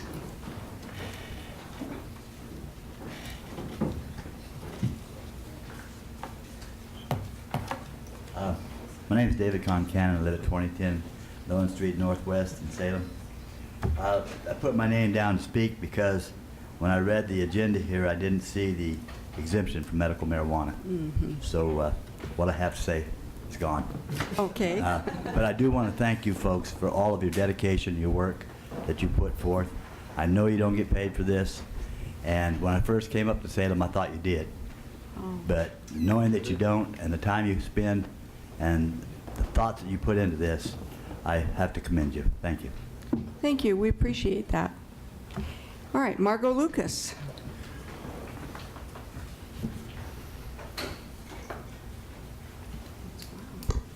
I guess I'll reiterate what David said about the medical marijuana part and just say thank you, everybody, for making the wise decision not to tax medical marijuana. We really do appreciate that. And also, I just wanted to say, in regard to the tax, this is the way for you to recoup your costs is in tax dollars, not in excessive fees. And I just wanted to also take a minute to thank everybody for listening to us, for paying attention to the details of what we've told you, for putting so much time, work, and effort into it. It's been a very long road. We started coming over here in February of this year. And we just wanted to thank everybody. And Ms. Mayor, I wanted to thank you personally for your votes and your effort here as well. And all of the staff, and especially tonight, I wanted to thank, I don't know where he is in the room, I was hoping to meet him, Claude Kennedy, Building and Safety Manager, I'm not sure of his supervisor, something like that is his title. Anyway, he got this application process dumped on him at the very last minute. So I wanted to ask all my people to be extra patient and kind to him and his staff that has really jumped on this and got it all together for us. So I wanted to thank you all for that. Thank you. All right, are there questions for Ms. Lucas? I think so. Councillor Nanke. Thank you, Madam Mayor. Thanks for coming down, Margot. And in previous public hearings and what have you, my question is regarding the cost differential black market from recreational marijuana. Is recreational priced about the same as medical in those states that have it, do you know? Well, I believe medical is lower priced. I assume, I don't know for sure, but I assume it's lower priced because it doesn't carry a tax in a lot of situations. And what's kind of the break point for It's really black hard market to right say. now? It does vary per market, and the price does fluctuate. But here, if we go, if the voters do pass the initiative, it will be $35 an ounce, or $560 a pound would be the taxable portion. $560 per pound of marijuana. But as far as black market versus retail? I don't know the black market price. Because someone had mentioned it, I know. Because that's a concern. That's a concern. If we put fees and taxes too high, then people will just avoid it by staying in the black market and Thank you, Brad. That's a very good point. I appreciate you bringing it up. Yes, the taxes are high from the state. I understand you're wanting to preserve that right because you want to make sure that the taxes get down to the city level. You know, but there is a $560 per pound tax written into the initiative for recreational marijuana at the state level. Well, we'll see what it all brings here in a week and a day. Yes, we're anxious to see the results. Thanks. Okay. Thank you. Other questions? Yes, Steve McCoy, and I'm sorry, Councillor Rogers was first. Councillor Rogers? Thank you, Mayor. Margaret, I think I've asked this question before. I just have to ask again. If the Measure 91 passes, recreational marijuana, will the clinics that are doing medical marijuana today be selling recreational marijuana? They may. They do not have to. They will have that choice. I believe that's how it will pan out. The dispensaries that are operating, I believe, will have the opportunity, but so will other people be able to enter the market and be strictly recreational. I don't think it's going to be sold at liquor stores. But that, I believe, is the idea that people who are already in the medical marijuana, they would have to answer to two authorities because the medical marijuana will remain under the Oregon Health Authority and the new recreational will be under the Oregon Liquor Control. Yeah, can I follow up? If I read my blue paper correctly today on Measure 91, the state has an estimate of what they think they will receive in taxes, starting at somewhere around 17 million and going to 30 million. Am I pretty much correct? And I've seen those figures. okay. I'm not sure if they're correct. And of that, 10% goes to cities for police work. Is that your understanding? I'm not sure about the Okay. city breakdown. That was in the blue paper, if I read it. I'm just trying to support your way of tax. I don't want to speak, I'm not Okay. sure if your question is about the actual city portion. I'm not sure if it's broken down that way. No, that's fine. I think it's the way the state broke it down in their brochure of the money they take in for marijuana tax. 10% of that will go to cities for police protection, police. State revenue share. Yeah, I think we're going to. I thought that the breakdown was actually higher than that, but if you don't mind, I would hate to misspeak to it, and I would like to look it up, and maybe we can I think we're gonna get an get it. answer for you I think we'll get it over here. definitively. Thank you. Thank you, Margaret. That's a really good question, Counselor. It is 10%. There's a breakdown on the tax that would be allocated in a state shared revenue kind of allocation. And the way it's stated in the law is that 40%, if I can find my spot here, 40% would go to the school fund, so stay at the state level. 20% would go to health, and 15% to the state police. Then from there, 10% goes to counties, 10% would go to cities, and 5% would go to the Oregon Health Authority. So that's basically the split on the state share. If I may, is when it comes to the city portion, because it's all we care about here, is there any breakdown of that 10% of how it'd be distributed? Would it be like our liquor tax and things like that we already have today, or a highway gas tax? Exactly. What they're proposing in the first year is based on a population percentage, and I'll just use cities as the example. So very similar to the way they do it now with the liquor and cigarette tax. In the ensuing years, they're going to use how many retailers there are also in addition to the population, so it'll be a calculation like that. Thank you, Mayor. All right. And let's see, Counselor, no, McCoy. not Nanke. I'm sorry, McCoy. Yes, visiting Counselor McCoy. Margot, $560 a pound. I'm struggling a little bit. If we're talking about 10% of the retail price, $560 a pound, what would that sort of equate to as a percentage to make it sort of so we can compare it to a 10% we're talking about here? Is there any, I mean, I have no clue what that means. Is it I'm not sure what your question 25%? Well, is the state tax 25%, 30%, 40%? What is it? It's not prescribed as a percentage. It's prescribed as an amount per pound in the ordinance, in the initiative, is what I understand. Okay, well, I'm just trying to get it. What's the ballpark percentage right now? What's a pound cost? What's a pound cost? What, recreational? Yeah. Well, it varies.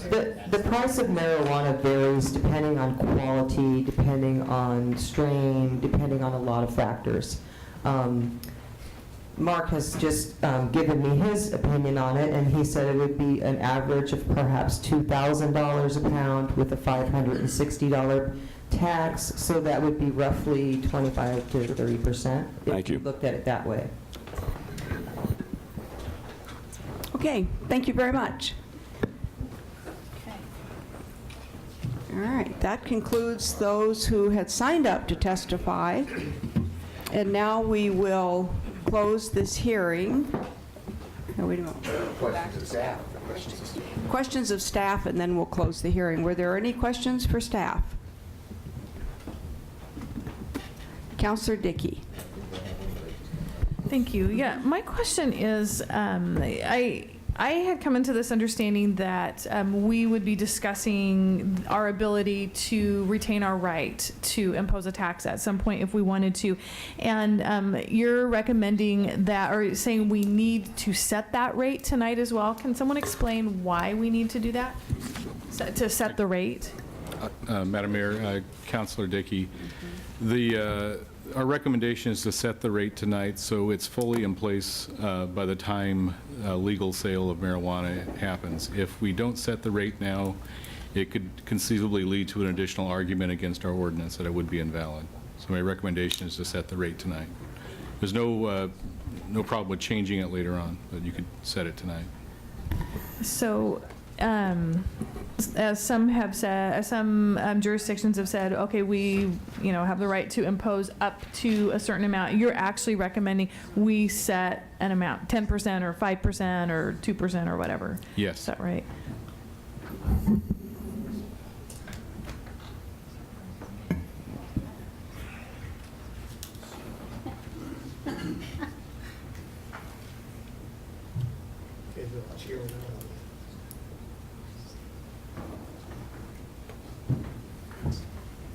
Sorry. All right. I know there are hands flying around here.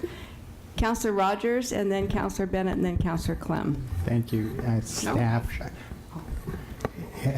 do we have to dedicate, or can we dedicate where the money goes from this tax, or is it just going to general fund? You have the right to do that. We can do that through the budget process. So it becomes a source in the general fund, just like any other general taxing.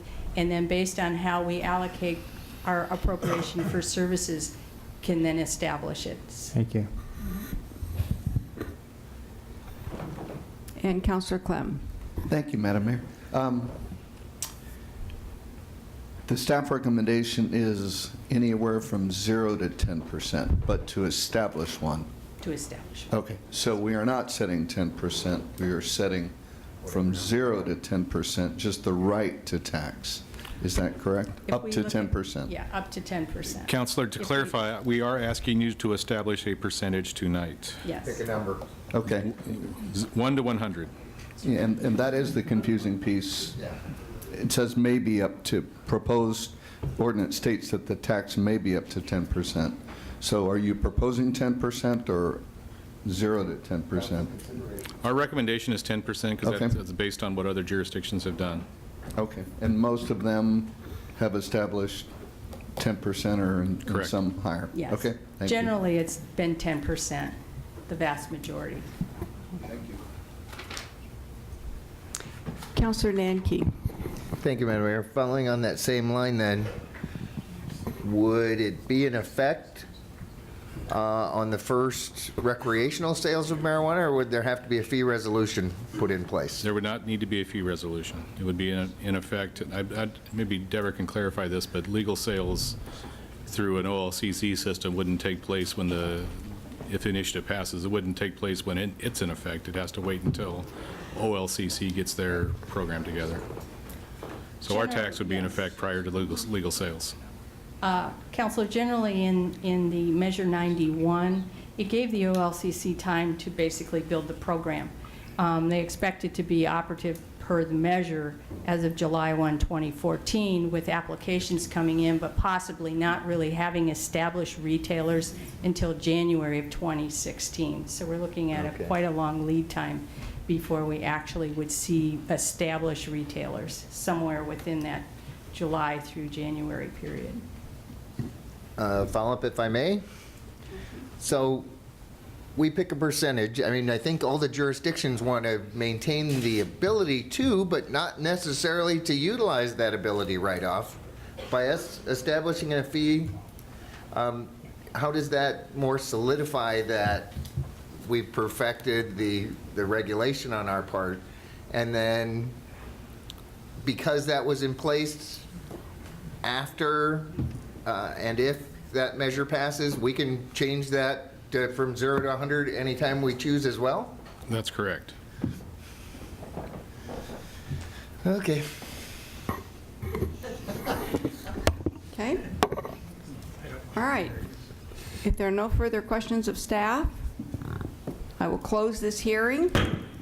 Councillor Bennett, do you have a motion? I do, Madam Mayor. I move to engross ordinance bill number 2514 to set the rate of tax at 10% and proceed to second reading. Second. It's been moved by Councillor Bennett and seconded by Councillor Clem to move the, to further engrossed ordinance bill number 2514 to add the establishment of a tax of 10% and move to second reading. Is there discussion?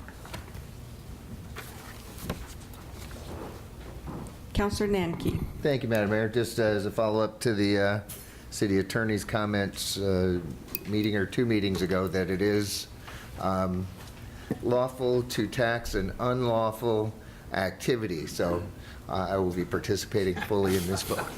All right. Okay. There's a motion on the floor. Is there any further discussion? All right. All those in favor of the motion signify by saying aye. Aye. Aye. Opposed, say nay. Nay. Motion carries with the no vote registered by Councillor Tessler. All right. Our second public hearing is item 4B. You know what I think we're going to do? We'll take a quick break so that we can get set up for the next public hearing, give people who want to rearrange themselves or leave a chance to be able to do that. Thank you.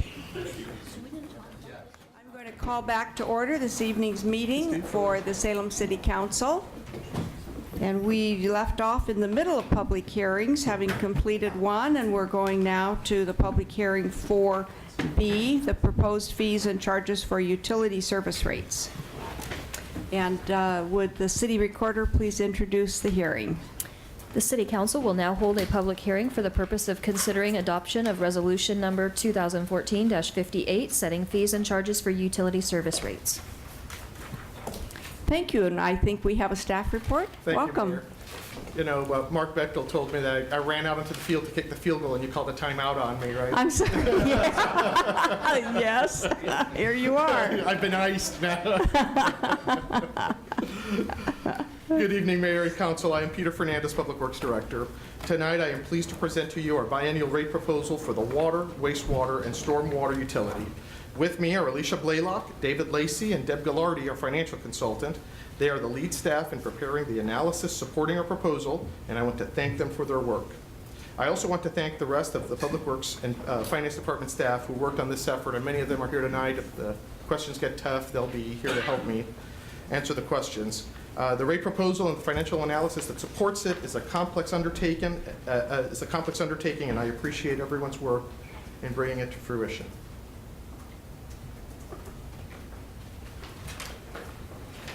This public hearing was noticed to all 40,000 in-city customers with our traditional postcard mailing.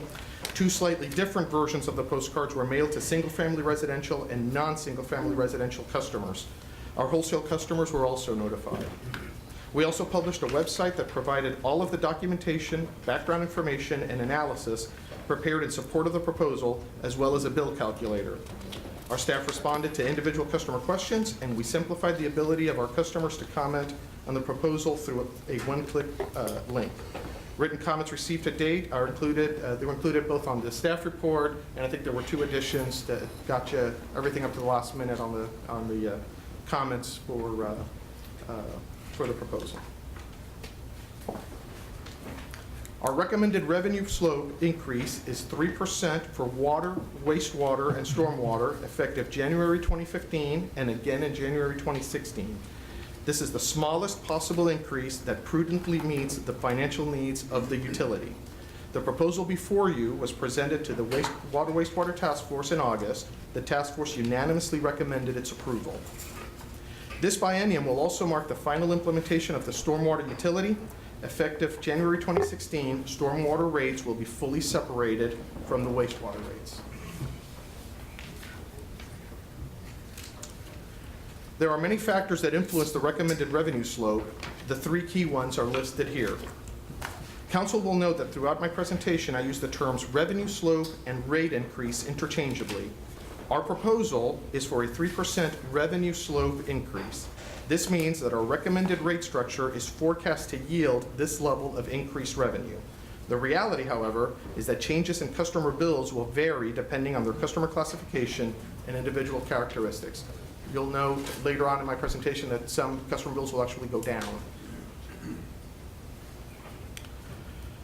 The first factor influencing the proposed rates is low consumption. Utilities have very high fixed costs, costs that do not vary by demand and must be funded regardless of how much our product or services are consumed by our customers. Our utility, like many across the country, continues to experience declines in water consumption. Reduced demand creates a financial issue because irrespective of consumption, we must continue to provide water and sewer service to our customers. This chart illustrates our historic and forecast peak water demand. In 1994, we predicted that by 2012, our water consumption would exceed 100 million gallons per day.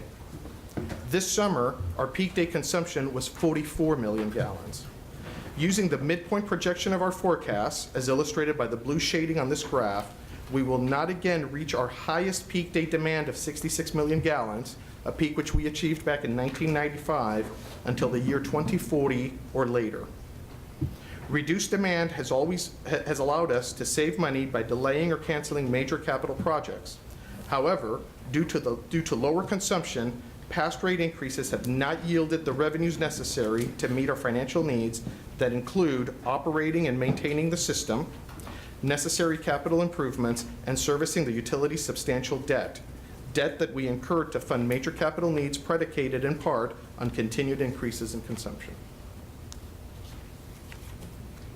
Continuing capital needs. We estimate the total capital need of the utility through an asset management approach. This utility is the community's most valuable asset with an estimated facility value of $3.9 billion. If we optimistically assume that utility assets on average will last 100 years, we would need to invest in our capital infrastructure at 1% per year, or almost $39 million. We made this level of investment during the first decade of this century to address needed expansions and to make up for past neglect. Most of these improvements, however, were financed with debt. The substantial debt that the utility currently holds does not allow us to incur new or additional debt. Our goal in recent years has been to address our capital needs with cash. In the current fiscal year, our capital investment in the utility is $7 million. In the coming years, our plan is to steadily increase rate-funded capital investment commensurate with the reduction in debt service. The amounts circled in the table at the bottom of the slide show the planned capital funding in the capital improvement program. The table also illustrates the planned capital expenditures beyond the CIP forecasted year, and you see those in 2020, 21, and 22. This table shows a summary of the adopted CIP funding sources for the utility, rates, and system development charges.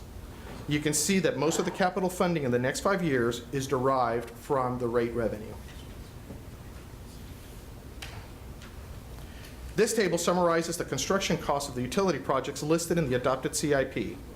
The project expenditures in the CIP represent an affordable minimum program, not the total identified capital construction needs of the utility.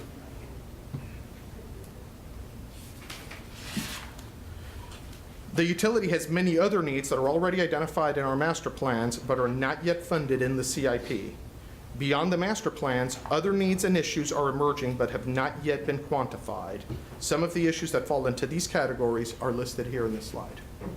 Give you a second to take a look at those. Salem's utility is a substantial business enterprise. As a business, the utility requires financial stability to successfully deliver services today and into the future. Nothing provides more stability than small annual rate increases that keep pace with inflation and allow for capital expenditures. In aggregate, the proposed revenue slope increase is estimated to result in an additional $42 million for the utility in the next 20 years.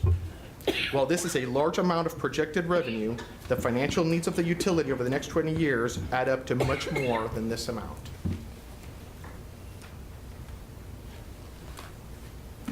Our revenue and projection history shows that we are doing everything possible to ensure that operational costs are under control and in line with revenue received. Note, however, that the level of rate increase approved in fiscal year 2013 did not match the amount of revenue realized in 2014. This is a direct result of continued reductions in water consumption and its corresponding decline in sewer volumes. As evidenced in the expenditure lines, we continue to carefully manage our operations expenses. In spite of increasing costs to provide our services, we have been able to hold our operating expenditures steady over the past 5 years. We have done this by increasing efficiencies and delaying needed capital repairs. The operations increase that you see in fiscal year 2014 is directly related to moving the engineering division's budget and reimbursements from the Public Works Fund to the Water and Sewer Fund. In addition to controlling costs, we have also sought additional revenue sources and enhanced existing revenue streams. These 4 programs alone brought in almost $2.5 million in revenue last year that helped offset needed rate increases. Council should note that the rate proposal includes a 1 penny per gallon increase in septic hauler rate beginning in the 2nd year of the biennium.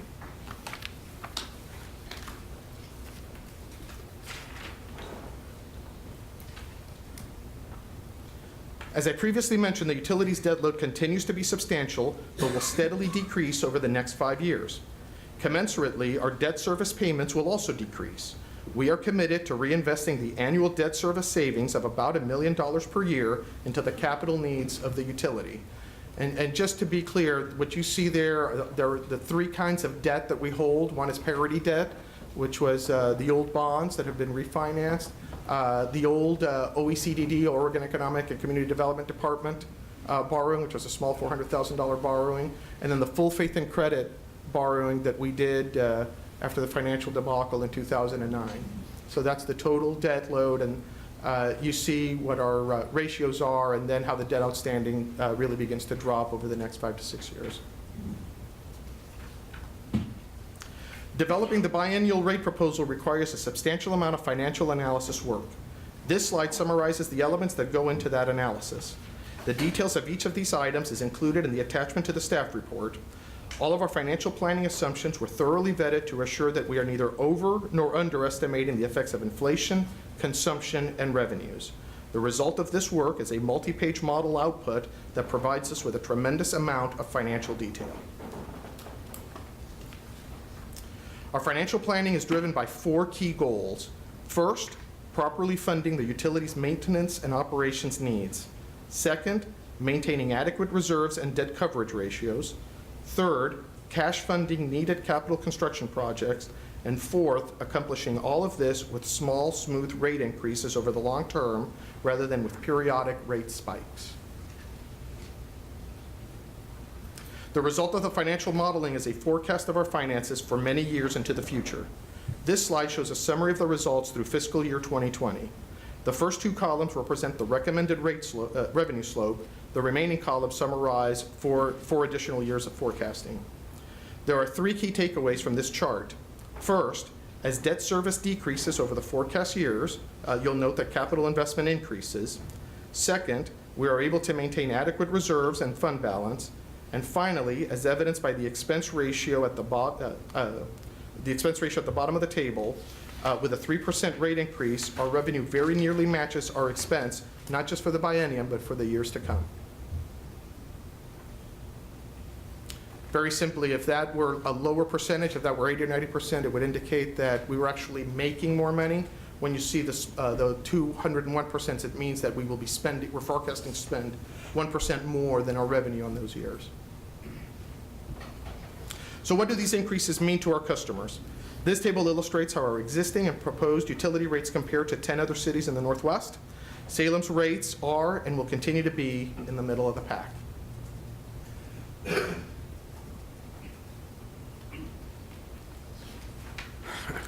We also produced a number of sample bills to illustrate the effects of the rate proposal and 3rd phase implementation of the stormwater utility on typical customer types. Actually, the 3rd and 4th phase of the implementation when you see in 2015 and 2016.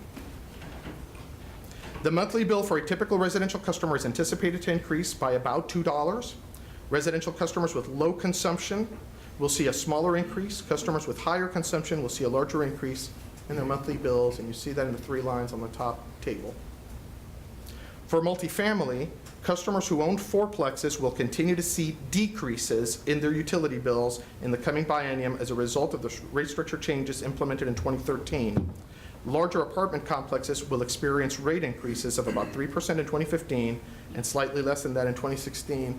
And I just want to comment that fourplexes, especially back in 2013 with the changes that we made, those monthly averages those monthly reductions were about $32 a month.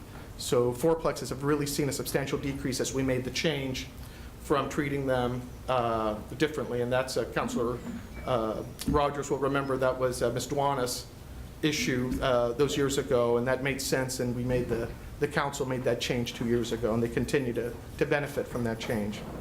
Mobile home parks will see increases greater than the revenue slope proposal, primarily due to the stormwater utility implementation, and this is related to their large impervious areas. They not only have roofs, but they have a lot of private streets that is accounted for in the stormwater utility. Commercial accounts with small impervious areas will experience a rate increase that is less than the overall revenue slope of 3%.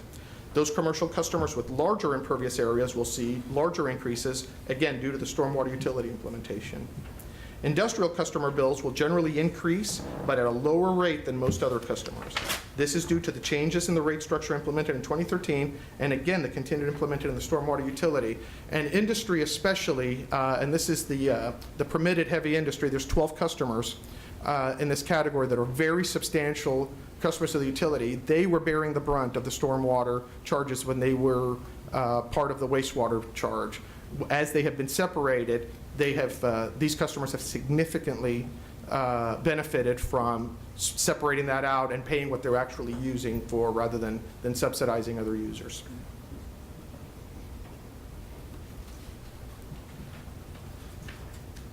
Institutional customer bills will vary based on customer characteristics, but on average we'll see a slightly higher rate increase than the revenue slope. Public customer bills for schools, county agencies, and state agencies will generally increase at a rate exceeding other customer classes and the 3% revenue slope. Again, this is a result of stormwater utility implementation. Irrigation accounts, because they're only water, will increase at exactly the 3% revenue slope. Beyond the rate proposal, we are also recommending a number of policy changes to the utility rate resolution. The most important is an increase in discounts provided to our disabled and low-income heads of household. The proposed change will increase the discounts by about $3 per month, effectively erasing the increased rates that would be experienced by these customers. We are also proposing a slight decrease in the initial sewer base to 6 from 6.5 for new customers with no account history. The change will more closely follow our current average residential sewer base. The last 2 items are technical changes. We are proposing to charge customers with dual head meters the base charge that more closely correlates to the majority of their use, and to shift the start of sewer base setting to December from November for the sewer base setting season starting in 2016. So we've already started this year. There's really a lot of work. It's not as easy as just shifting. There's actually a lot of work that needs to be done. So we think in a year's time we'll be able to get all that set up so that December of next year, of 2015, we can start in December rather than November. We are excited to announce the availability of paperless billing. Customers who are currently making electronic payments to our website will soon see a link for the new application. The new system will offer customers the ability to create and manage a profile, select paperless billing, view and pay city utility bills, and view their account history. We are continuing to develop additional features for our new electronic billing system and expect to make it available to all of our customers in 2015. There's a select group, including counselors, that have been invited to help us test the system. It's going very, very well. My thanks to the IT department. They developed it all in-house. It looks great. You'll be able to do it on your phone, on your tablets. So sometime early next year, we'll be able to release it to the public at large, and hope that all of our customers sign up. In closing my presentation tonight, let me once again stress that small, smooth rate increases and sustained capital investment are critical to the health of the utility. The proposed revenue slope before you is the smallest feasible increase to achieve these financial goals. Adopting a lower than recommended rate will result in reduced capital expenditures and may result in proposed higher rate increases in the future. I want to assure you that we will continue to manage our expenses and maximize non-rate revenues to minimize rate increases in the future. We are at the end of our biennial rate setting process. With council action tonight, the rates will become effective on January 2015, and the bills reflecting the new rates will be issued in February. That concludes my presentation, and I'll be ready for questions after. Thank you. Right after we have our public hearing. Thank you. And we do have some people signed up this evening to testify, so I'll call your names two at a time, and you can come up to either of the podiums. Karen Scott, followed by Cheryl Eby.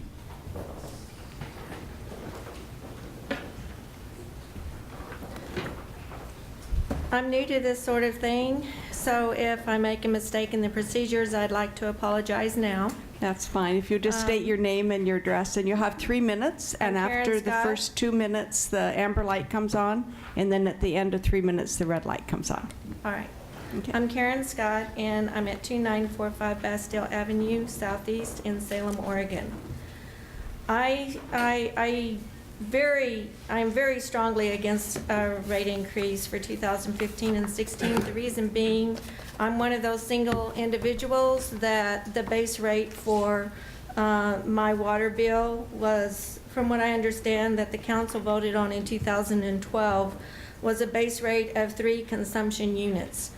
All right, and concerning a residential customer, even though the resident may have used only 1 or 2 consumption units, I found out about this in December of 2012 because my consumption units for the month average anywhere from 1 to 2 units.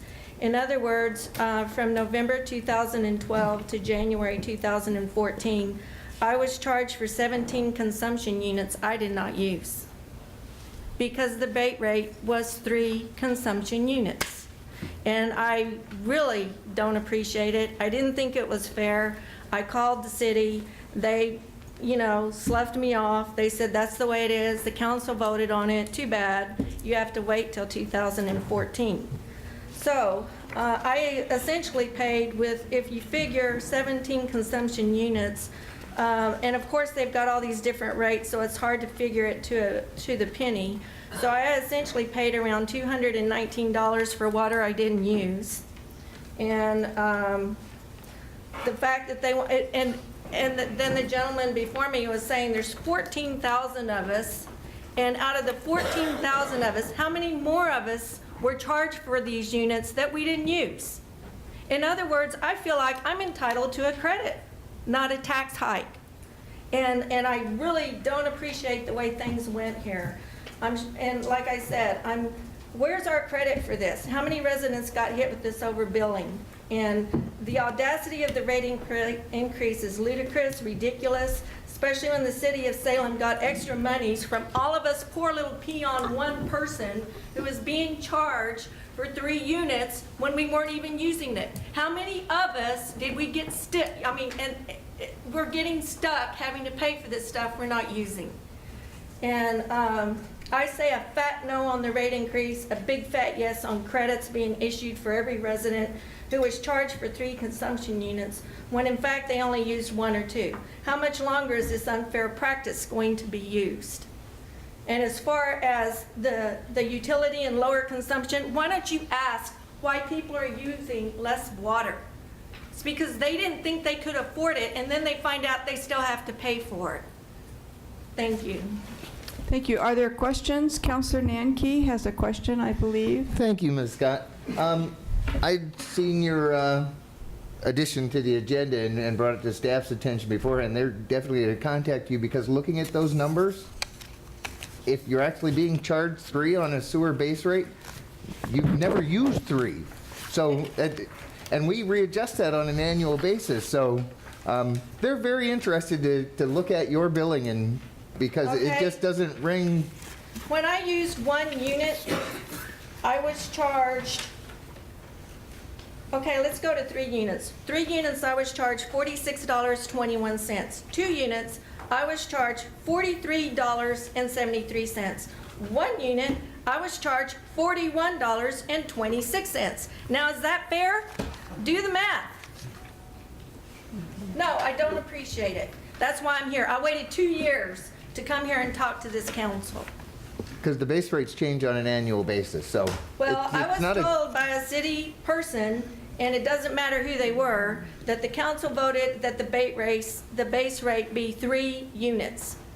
No. And so I was charged, I've got the bills to prove it. No, but I'm saying we don't have it's based on the average of your winter use. When I use 1 unit, why am I being charged $41.26? You've got my paperwork right there in front of you. Look how many times I only used 1 unit for that month. Yeah, In different months. Staff definitely wants to look at your billing so that They didn't both they care. and you understand it. They didn't care. So are there I any think other that questions? Thanks. Peter Fernandez has a comment. Thank you, Mayor. First of all, Ms. Scott, Margot Williams is our customer service manager. Margot, if you'd raise your hand. She'd like to visit with you to confirm what's happening with your billing and see if there's some errors that we can address. So she was going to give you a call, but if you're here, she can visit with you this evening. What may be happening here is there are base charges that are separated from the volume charge. So the volume charge, a unit of water, 748 gallons, 100 cubic feet. A unit of water is actually very inexpensive. It's a little over $2, for 748 gallons. But there are base charges that apply to everyone because the overhead, if you will, the cost of reading the meter, the cost of mailing bills, and there's other costs associated with the utility that are set as a base. And that base charge is really the same for all of the customers, and then you're charged the volume, and the volume rate is actually not very high. So it may be that is what's going on here, and we may have some issues related to terminology as to what is a base unit versus a base charge. But there is no minimum charge for the amount of water, but you do get charged as a customer. You do get charged whether you use 1 unit of water or not, or whether you send the first flush of wastewater down the pipe, because once you're connected to the system, there's a base charge for having a call on those services, whether you use that service or not. That may be what's happening, but we certainly want to study your bill carefully and make sure that there aren't any errors in it. And if there's a credit coming to you, ma'am, we will certainly issue you Well, that if that's credit. the case, why don't all the residents just pull out their sprinkler systems and get rid of the backflow so you can't hit us on the backflow tax? This is ridiculous. Going from $41.26 for 3 units and then, or $46.21 for 3 units, and then paying $41 for 1 unit. Well, I'm going to ask you to go ahead and talk with our staff person. We appreciate your testimony. Thank you very much. All right, Cheryl Eby, followed by Floyd Eby. Yes, my name is Cheryl Eby. I'm at 1960 Garfield Street Northeast, and I am not happy to be here. So before we even address the questions I have, I'm going to point to all of you people here and ask, is this meeting a setup and a farce? Has this already been agreed upon? Is the rate increase a done deal? Because if it is, we're all wasting our time here. And that's the impression I get every time we come here. This is already a done deal. Okay? Now, it's been 2 years since we were last here. And here we are again with Mr. Fernandez, hat in hand, begging for more money. But instead of focusing on him, I'm going to point the fingers at all of you. Because without your constant yay saying, the Water Sewer Agency would have to work within its budget, as all the rest of us in here do. Okay? We've had 2 6% increases in the last 2 years. 12%, folks. Where has that money been spent? The site, the city is so convoluted, you can't make any sense of it at all. But we couldn't find any capital projects for the Water Sewer Department at all. We did figure out where a lot of the money is going. It's going to pay, benefits, and retirement accounts. In fact, that's where most of the money's going. Now, how many of you folks in here have had a pay raise in the last 2 years? Any of you?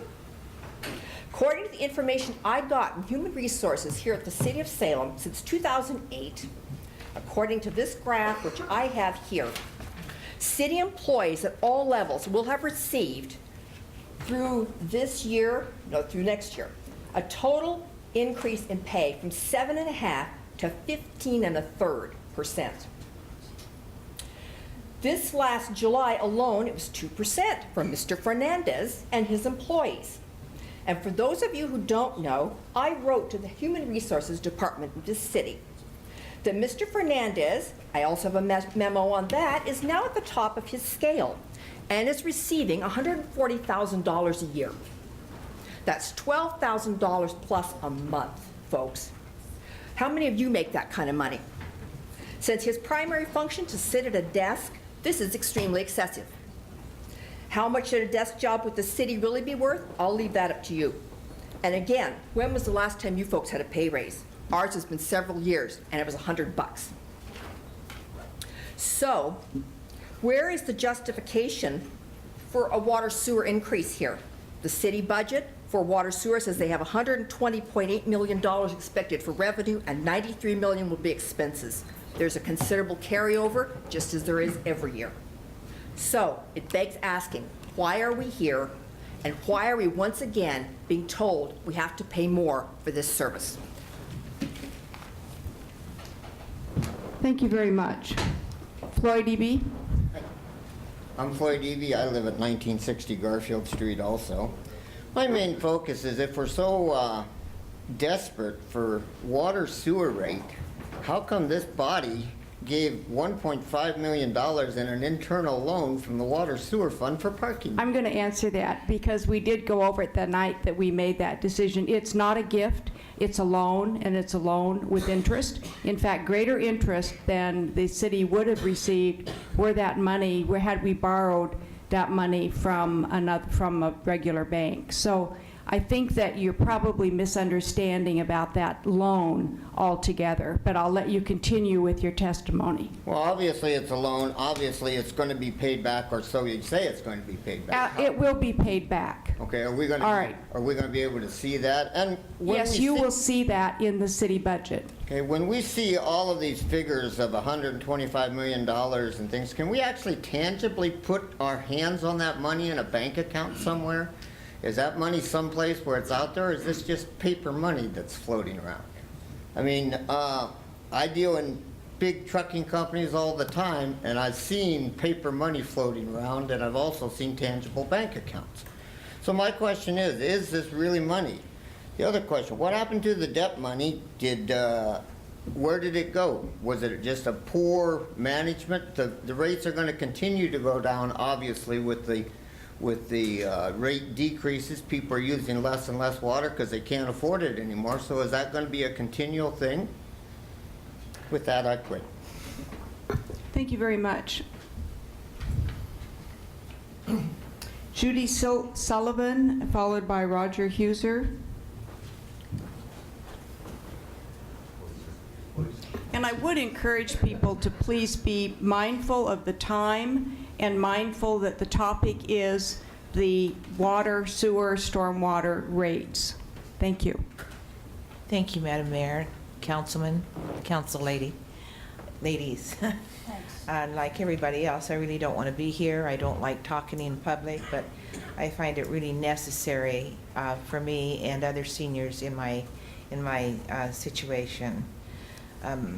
I brought these figures in a couple years ago. In 1998, I bought my house. My water rates at that time were running every 2 months, $34 to $38 a month in the low usage months. Now my water rates are running $45 to $50 a month in the low usage months. I'm a single person. I've cut back on my showers. I shower every other day. I do stay clean on the other days. I heat my water on my stove so that I'm not running water to get it heated up to wash my dishes in. Yeah, I'm very frugal with my water. I use the old adage, when we had water shortages. If it's yellow, let it mellow. If it's brown, flush it down. I'm not the only one in my neighborhood doing this. I mean, the water rates, the gentleman says, are going to be small increases. Well, I'm sorry, but the rates that I've seen go up have not been small, and I really doubt if they'll be small in the future. We just can't afford this. I'm on a fixed income. Social Security goes up 1.7% this coming year. That's going to give me about $10 a month more. This is going to take a big chunk of that away. It's ridiculous. I just, my Medicare out-of-pocket is going this year from $2,500 to $3,500. My co-payments have gone up, and I'm on just straight Medicare. I mean, I can't afford the Advantage plans and everything else that other people get. I'm not considered poverty because I make over $1,400 a month. But anything over that, and I believe that's a figure, anything over that, there is no help for seniors. There is no help on taxes. If we get a reprieve on our taxes, it has to be paid back when we sell our homes or sooner. And we just, the seniors on fixed incomes cannot do this anymore. I'm going to be forced to sell my home. And it's just not right. It isn't right. I would really like to see people in your situation say, okay, before we give any increases any place, let's go in and audit the department that wants the increase. Let's see where they're really spending their money. Let's see what's really going on. I mean, we have to have some stock in increases someplace in order for people like me and a lot of others in my situation to get by in this world. Thank you. I do appreciate you listening to me. Thank you very much. We appreciate your testimony. Roger Huser, followed by Robert Werty, perhaps? Okay. Yes, Roger Heuser, 1395 High Street, Southeast Salem, Ward 2. I hope you've all read my letter today. I'm sure you enjoyed it. I'll just make a few comments here. Friends and neighbors requested I come tonight to object and complain about the continuing increase in utility bills. There's really three main issues with this, if you think about it. Inflation's low. Pensioners only get a dribble of an increase. And yet you continue to go ahead with the increases. When you look at the fantastic report the city put out on the internet, I think it was like 40 pages in total, you come up with a couple things that are interesting that the gentleman discussed earlier today. But the point thing is, I hope you caught that part about the 3%. The report says 3%, the plans are for 3% for future years, thereafter. Thereafter is a long time, counselors. Yeah. And when you turn to page 2, it talks about the water usage dropping. 0.5%, 1.5%, 2% thereafter. Again, that's a long time. So there seems to be some disconnect with planning here. Those business people here, I know you understand, when your prices go up for your customers and their uses go down, you've got a big problem, folks. Let me talk a little more about the report. There's a lot of information here, and the postcard, nice postcards were sent out, but there's some key omissions. Number one, you didn't tell the people, you just raised the water 6% last January, 10 months ago. Okay. And 5% for that base fee, you know, the one that if you don't even use a dribble, you get cost on that went up too. That wasn't in there. And of course, I hate to bring this one up, but parking meter deal wasn't in here either, you know. I'll never criticize you for that because I know those old parking meters, they needed a good washing. And then I called the city and I asked them, what about the departments? What about the departments? They're not paying for water? And you know what they told me? They said, Roger, you don't understand. Departments are not residents, so they don't have to pay. The finance and budget people told us it took too much paperwork, so we don't do that anymore, and besides, only a couple mil. And then what about the historical promises that was made to all the citizens? Probably your grandparents. When I'm sorry, but your 5 minutes is up. Can you wrap up? Yeah, but Okay. the grandparents, it's when they switched over to wells, they said two things. One, inexpensive water, has been for a long time. And the other one was water revenue and income would only be used for water purposes. I have a whole page of things you spent money on.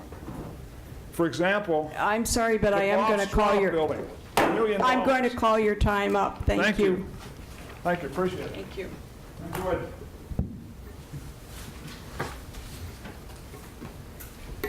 Welcome. Madam Mayor. State your name and address, please. My name is Robert Wordy, and I am in Ward 3. I live on Lidbeck Court. I guess some of the things that I have a concern with is we just got done with, like I said earlier, about 12% in increases between 2013 and 14, and now we're going 15 and 16. And now I'm understanding this is going to continue to go, but these things compound too. One of the things I've noticed in going around town, and if anybody has, is how many more dry lawns there are in the summer. That's because your water rates are going down, and that's shown here by the testimony that's coming out, that you're decreasing. People are cutting back on this. So I remember a few years back, we had a large industry in Fairview. I don't recall the name of it there, but when, yeah. And when they cut back there, the city wanted to raise rates right away to compensate for the loss of water revenue.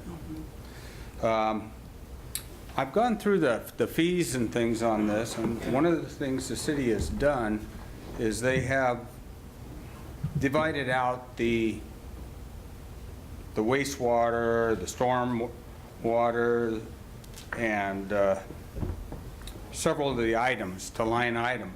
But then they put in a base fee on that. So now we have a base fee for water base fee, wastewater base fee, stormwater base fee, and we've added a 5% franchise tax. I don't even know if that can be legal. Apparently they can, because what we're looking at is you're the franchisor, you're not the franchisee, but you're charging yourself. In essence, this is a tax on the people here. I have an irrigation system. Now I'm being charged a backflow fee. These fees are all, in essence, a tax. I went and looked on my other utility bills here, and they all pass through any city taxes or fees. PGE pass-through is a Salem City fee of 1.5%, Northwest Natural 2%, CenturyLink 3%, and the City of Salem added this franchise fee to themselves of 5%. So not only are we having more rate increases, we're adding more fees, dividing up the line items and putting base fees to it. And somewhere, somebody's got to figure this out, that I think most people are tired of it. And that's all I have to say right now. Okay.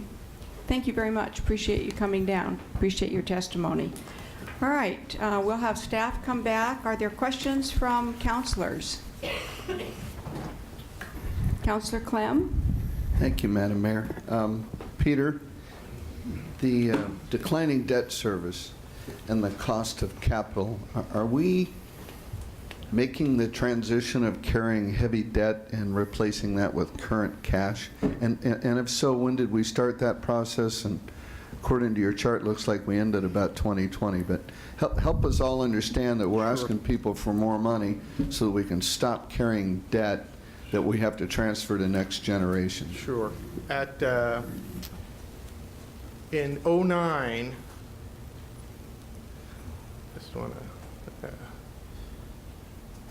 this is looking forward, not looking backwards.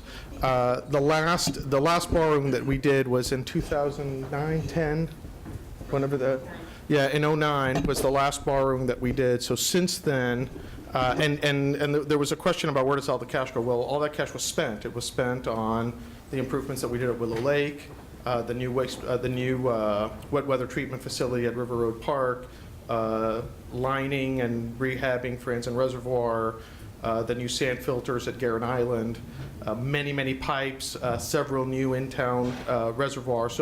So we've invested, this community has invested well over $500 million in improvements to the water, sewer, stormwater utility. When that happened, when we did the last borrowing in 2010, from then on, we made a policy choice to not incur any more debt, but to in fact start working towards a cash basis on capital investments. So as you see in the future, as you see the outstanding debt decrease, and you see that, I think my next slide shows I have one slide here that shows the debt service.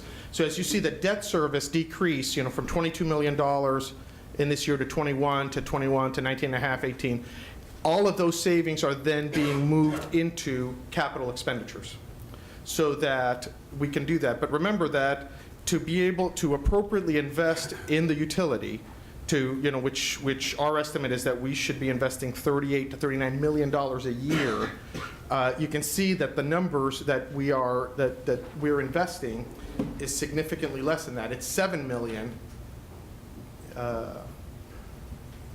So it's 8.3 in 13-14, and then it's $7 million in the coming year. I got to find the right slide so I can show you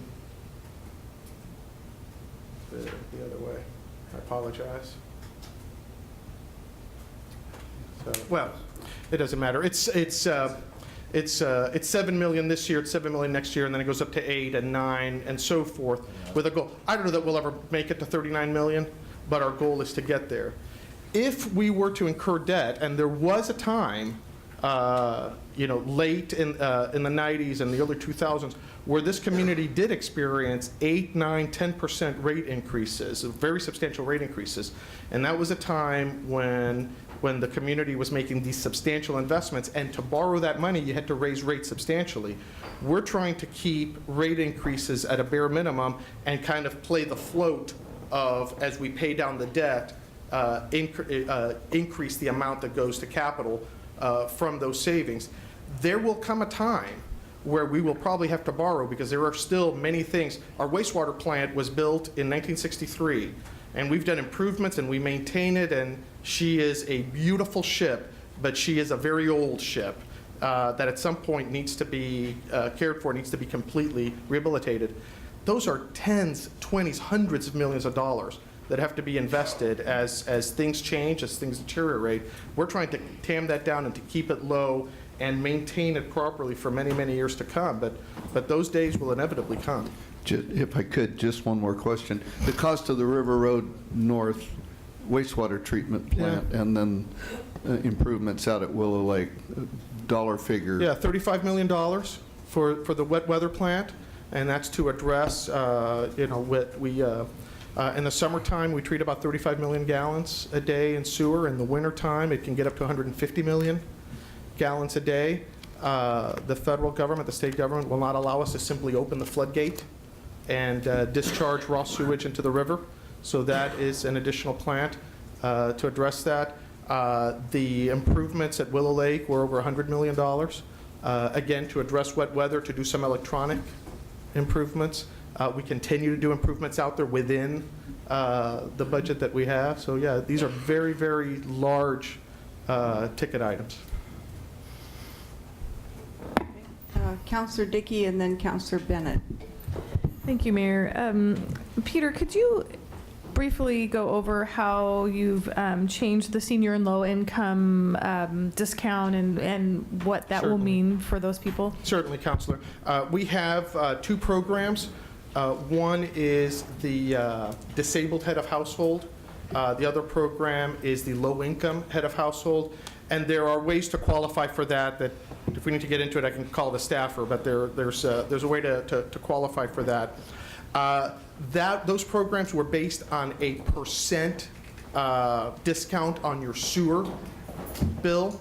As stormwater has been taken out of the equation, the wastewater base, the sewer base has actually gone down, so the % discount was actually dropping for the people that qualify to that. Our proposal is to go to a flat amount, flat $10 amount. So this coming year, with the percentage, would have been $6.50. It was $6.77 and we're proposing $9. Okay, $6.77. We're proposing $9, just a flat $9, which then provides the increase. And that way, assuming that the folks that are disabled heads of household or low-income household would be in the low, they basically would not experience a rate increase if they're in that program, in those programs. Councilor Bennett.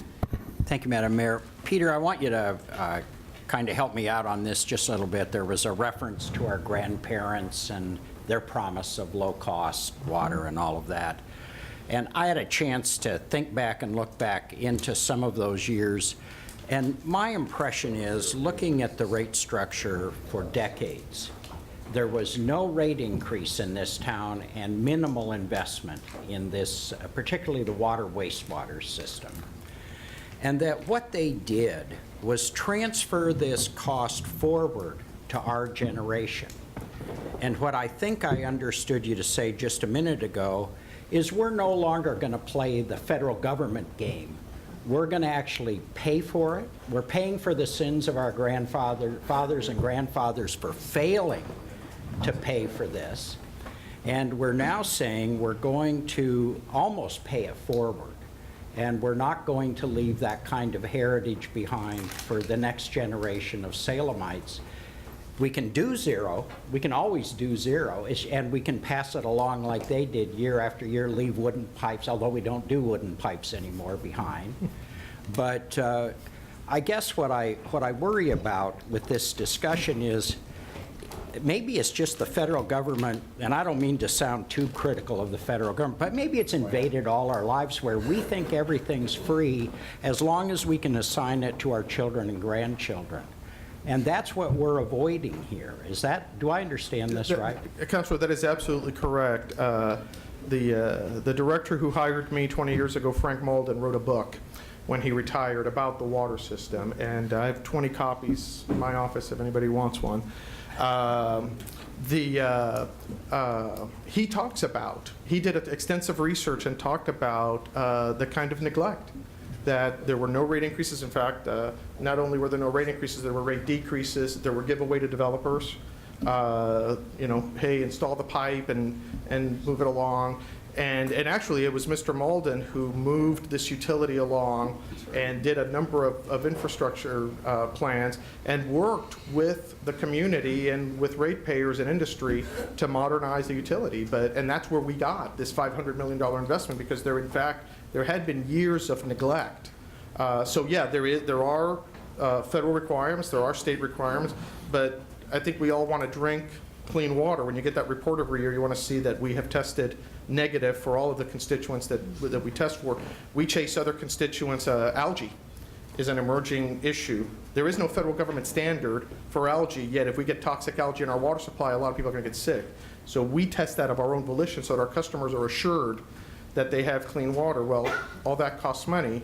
So yes, we are paying for the past sins, and we are trying our best to maintain it as best we can and make the investments today where we're not saddled with debt, and in fact we can proceed to a cash basis so that if we do have to do some debt, it can be very strategic and very, very focused on things that may need to be done. Other questions from councilors? All right, thank you very much. Thank you, Mayor. I'm going to close this public hearing, and we're ready for a motion. Councilor Bennett, do you have a motion? Yes, Madam Mayor. I move the staff recommendation. Is there a second? Second. It's been moved by Councilor Bennett and seconded by Councilor Dickey to move the staff recommendation. Is there discussion? Counselor Rogers, followed by Counselor Nanki. You can go first. I was just saying if the maker of the motion wanted to speak to it. Sure. Why not? Yeah, I think it's, I tell you, I've watched these over the years. We have done a 0 rate increase. I think it was a mistake at the time. I think I made the motion not to do a rate increase several years ago, and I don't think it was a wise decision at the time. And it reminded me again, and I can remember back into the 70s is where my memory goes with City Hall and this kind of discussion, and looking further back, that I don't want to be part of the irresponsibility that led to the situation we're in now. I like the approach of this generation being responsible for its stewardship of this extraordinarily expensive and ultimately one of the most valuable system we provide. And I know how I find the testimony really compelling. I think we all do. Whenever we hear about people that, as they talk about their own finances, we all have our challenges. But this is part of what you get as living in an organized, well-run city. And I compliment Mr. Fernandez and his staff, and I hope you'll support this motion. Thank you. Counselor Nanki, did you have a comment? Counselor Rogers was actually. Counselor Rogers. But either or. Nobody wants to talk about rate increases.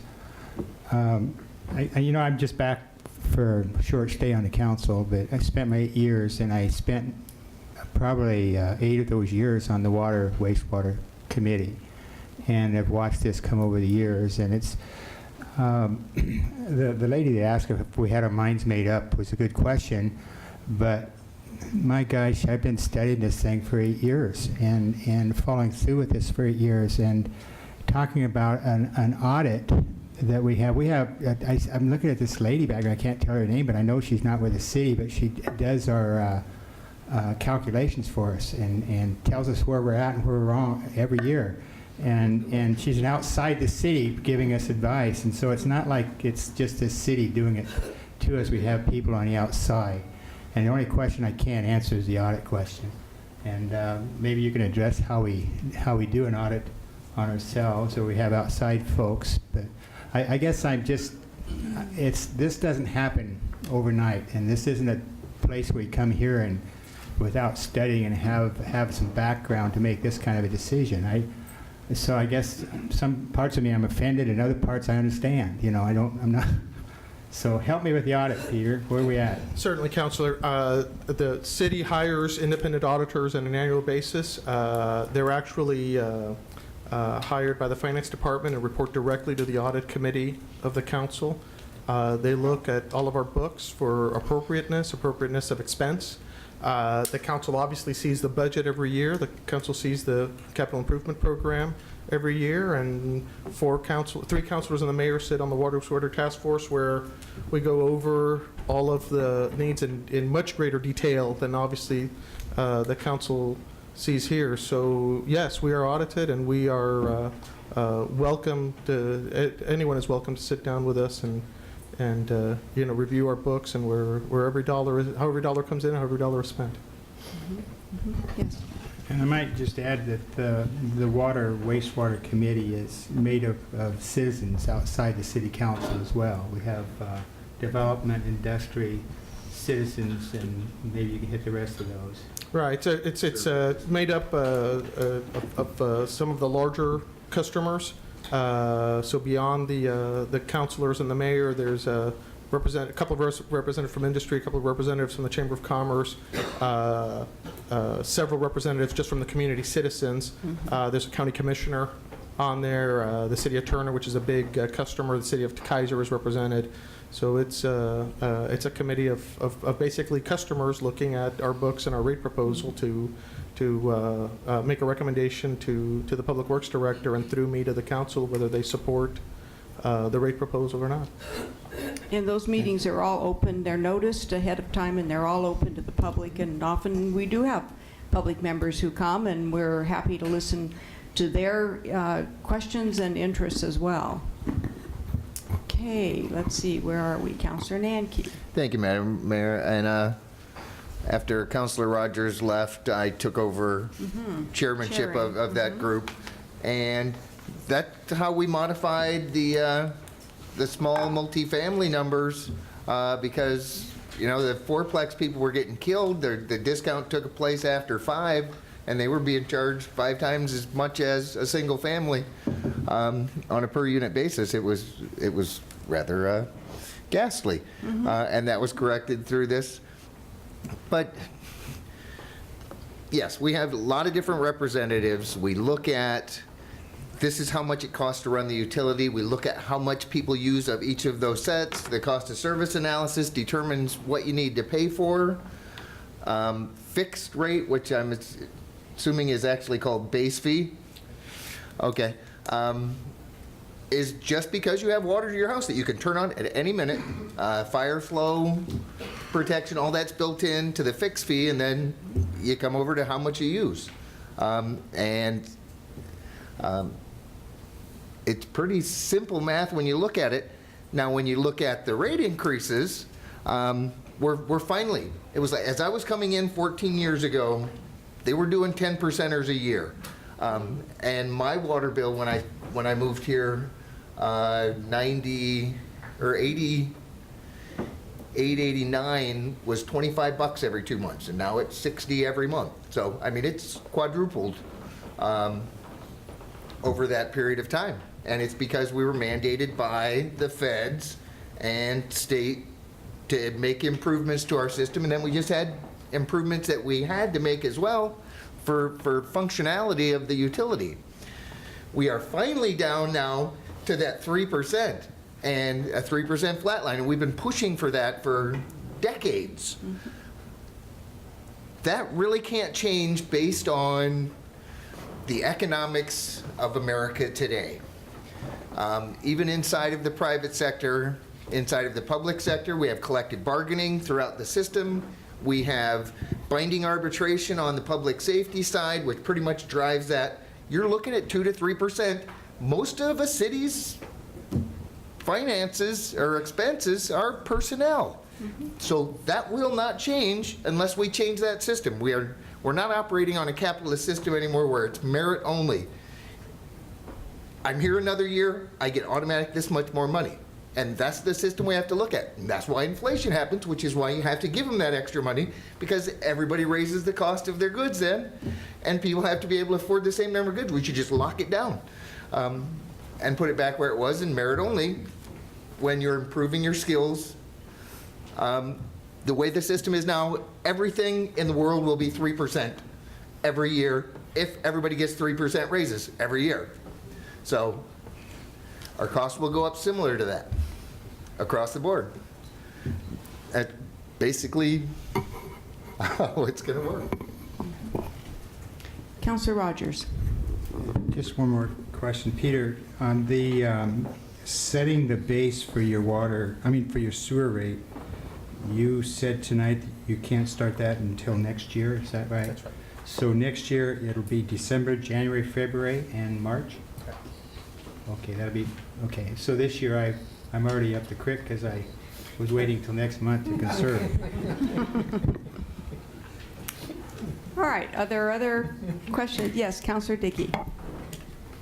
I do want to commend staff for looking at that low income and making that adjustment, because I think that it's possibly that some people could actually see maybe even a slight decrease in their bill. And so I appreciate you guys doing that and making that adjustment. Also, the move to paperless billing is an excellent efficiency, and I'm really excited to see that. I didn't sign up for the pilot program, but sounds like it's going well. So I'm excited to be able to sign up. There is still time, Counselor. Okay, I will. I'll do it. But I think, these things, they're small, but they do make a difference in our efficiency. So I do appreciate that. and I know, I think I say this every time we talk about this. I sat on that wastewater committee for a while when I first got on council, and I think that should just be a requirement for every new counselor, because it is such, it was a huge learning curve, but you really get a better understanding of the workings of how our whole public works system works, and how our water utility, how it breaks out.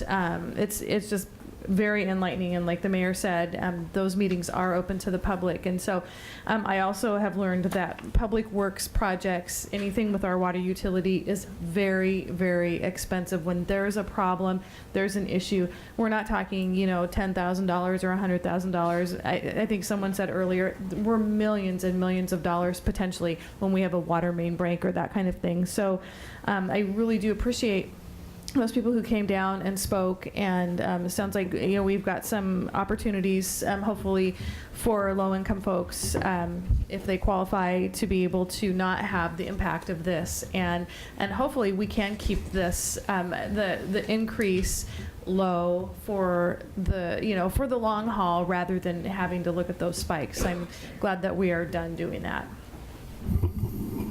Councillor Nanki. Yeah, just to add on to my rant, but in a different way. And we did talk about that in the wastewater task force as well, in regards to the discount program for low-income heads of household. And those folks and those on fixed incomes, they're the ones who are outside of that whole 3% thing, which is why it's pushing the gap apart in the United States right now. They don't get 3% a year, or 2% or 2.5%. As the one lady had indicated, like nowhere near that. And so we compound, and theirs compounds in a way as well, in the wrong direction for their monthly outlay. And so that's the reason why we have to fix the system, state and federally. We need to push back and up the chain on how we deal with our labor costs. Okay, other comments? I have a couple comments of my own. I'd like to say that it's really been an honor to be a volunteer on a city council where I can sit on a water, wastewater, stormwater task force, and where I can learn how much technical expertise it requires in a city to run all of the public works, and have those public works work effectively and efficiently and correctly and on time. And if there's a repair that's needed, it gets made. And if there's something that's new that we need to look at so that we're not left behind in technology or in other practices, we have the opportunity to look at those things, because we have the kind of engineers and staff who are in our public works department who have the capability, the knowledge, the expertise, and the desire. I've seen that hard working desire to keep this city running well, and to keep this city healthy, and to keep this city on the forefront. I've been at the League of Oregon Cities meetings every year now since I came on council, and we are looked to by other cities. We are often sought out for advice and for information, and held up as an example. I'm proud to be in a city where our public works director, if he's at the top of his pay scale, thank God, because he does an excellent job. And we're fortunate to have him, and we're fortunate to have the kind of staff that we have. And if there's a cost to that, bring it on, because that's only a very, very tiny part of the cost of what it takes to keep a city running efficiently, to keep a water, wastewater, stormwater system running efficiently. The costs of every pipe and every truck and every wheel, I can just tell you, if you go out to the Public Works Department, you'll see they're not living in hog heaven out there. They're not working in hog heaven out there. We should be spending more money out there. And maybe we'll come and talk about a rate increase of some sort for that someday. I hope we do. But I just want to say that I'm going to support this motion. I'm going to support these fees, because I know how well those monies are spent, how carefully they're spent, how carefully we on the Water, Wastewater, Stormwater Task Force look at every dollar, how we rely upon our consultants, we rely upon our staff to bring us the very best information and to help us whittle those numbers down.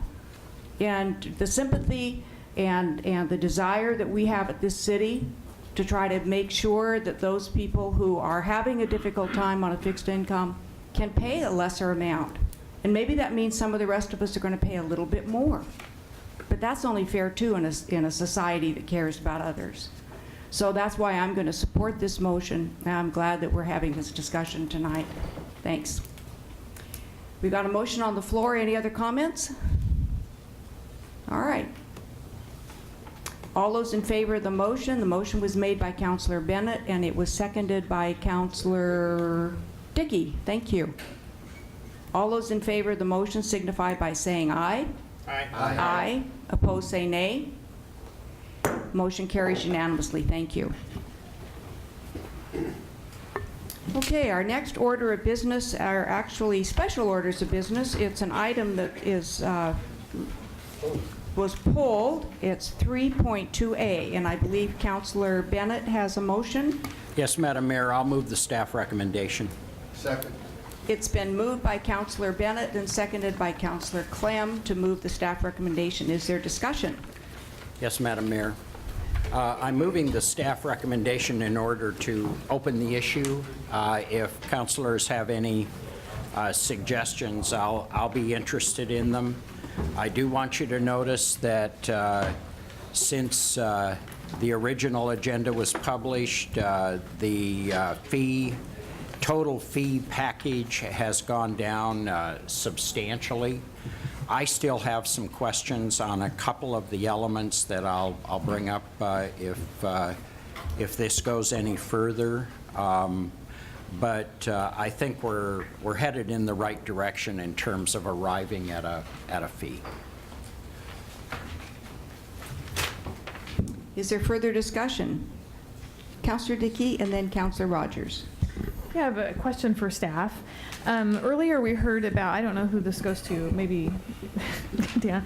Earlier we heard about the fees that Marion County set. We talked about setting a tax for recreational marijuana based on what other jurisdictions are doing. I'm curious to know if you have any idea how Marion County came to that fee and what kinds of things that they're doing or not doing that we're doing differently.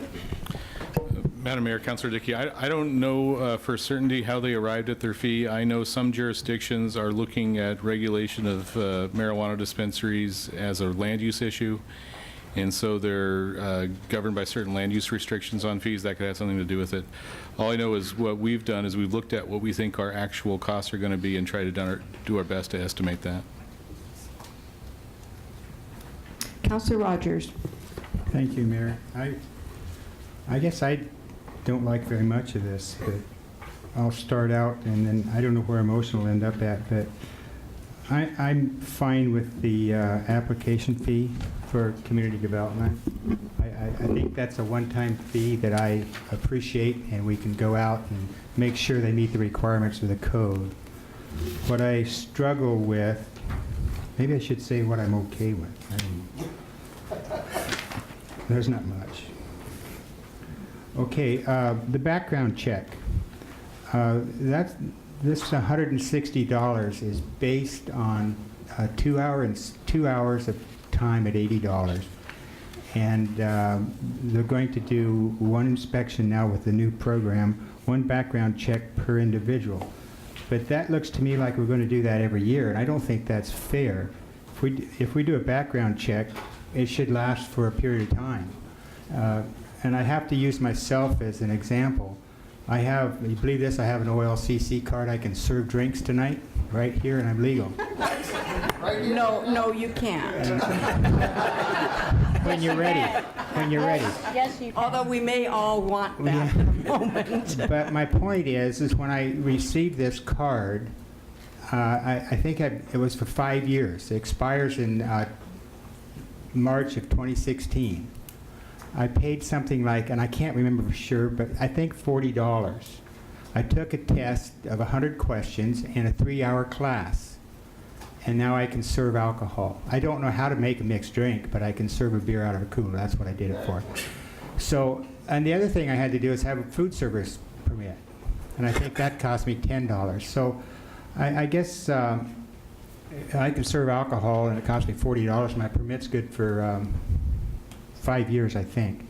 And so I guess I have a hang-up that I don't agree that we have to do a criminal background check every year. I think we could do one. I won't argue about the cost, but I think one's all we have to do. And every time in the ordinance itself, when a person reapplies, I mean, when they have a new employee come in, they have 10 days, I think was what the number said. They have to notify us that they have a new employee. That's when they have to do the check, or they can come in early and get the permit before they start work. So I don't have a problem with, I think we should change the fee at some point, but I'm not going to argue that tonight. But I think we should just do it at one time. And the inspection, the license fee, which, if I understand it correctly, asks for, that's where we do the audit.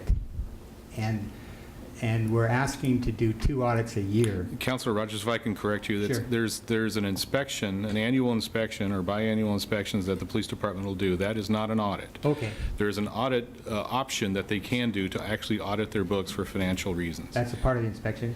That may or may not be. We have the authority Okay. to do the audit outside of an inspection. Okay, so my hang-up here was, I think 1 a year is enough. So that's where I'm at. So those are my issues. You guys can argue the rest of it. All right, let me see, who was next? Was that it? Other comments? Counselor Nanki. Yeah, just a fee being levied for a license is permissive in my opinion, and hence would be, in my opinion, violation of my oath to support the laws of the United States of America. So I'll be in opposition to this. All right, any further comments by counselors? Counselor Tessler. Thank you. I'm going to make a substitute motion, and my substitute motion reads as this. I move that we charge $220, which is the base fee. This is the estimate that was provided by the Community Development Department, and that is all. It's been moved by Counselor Tessler and seconded by Counselor Dickey to change the motion to the application fee of $220, and then you're saying no other licenses or fees. Is that, am I correct? That's correct. Okay. All right, that's a motion on the floor. Yes, Counselor Bennett. Madam Mayor, I wonder if, and I don't want to get this too complicated, at what point can we continue to amend this? I mean, we're actually building a fee structure. I want to know whether we need to vote on this motion, or I can add or change it. You have the ability to add or change it. Okay. Okay. Madam Mayor, I'm going to take Tessler's opening bid. I'm going to raise her. I think we need the criminal background checks. I think it's a real mistake if they're going to check an upstanding citizen like Bruce Rogers just to serve a beer out of a cooler. I think we can take a look at any employee that comes into a place selling a federally restricted drug, although legal in Oregon, legal in Salem.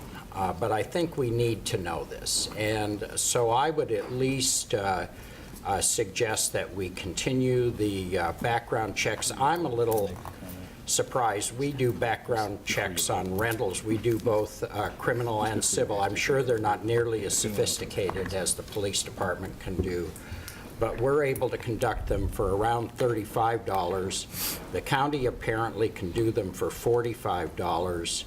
I would like to understand what the cost of a criminal background check is. So if someone from the police department could come down and explain that number to me, I'd like to hear it explained. I'll ask Deputy Chief Skip Miller to come forward. Good evening. Skip Miller, Deputy Chief of Police. Your question, sir, is we're estimating that it's going to take about 2 hours of a detective's time to do this background. And there's computer checks, and then there's also going to be cross-references. At one point, I think there had been talk about fingerprints. I don't believe that we're going to be requesting fingerprints at this point, but we're estimating about 2 hours of our detectives' time. So it's an in-house background check rather than, you're not planning on farming it out to one of the companies that does this routinely on? No, sir, we would have a detective assigned to do that. Why?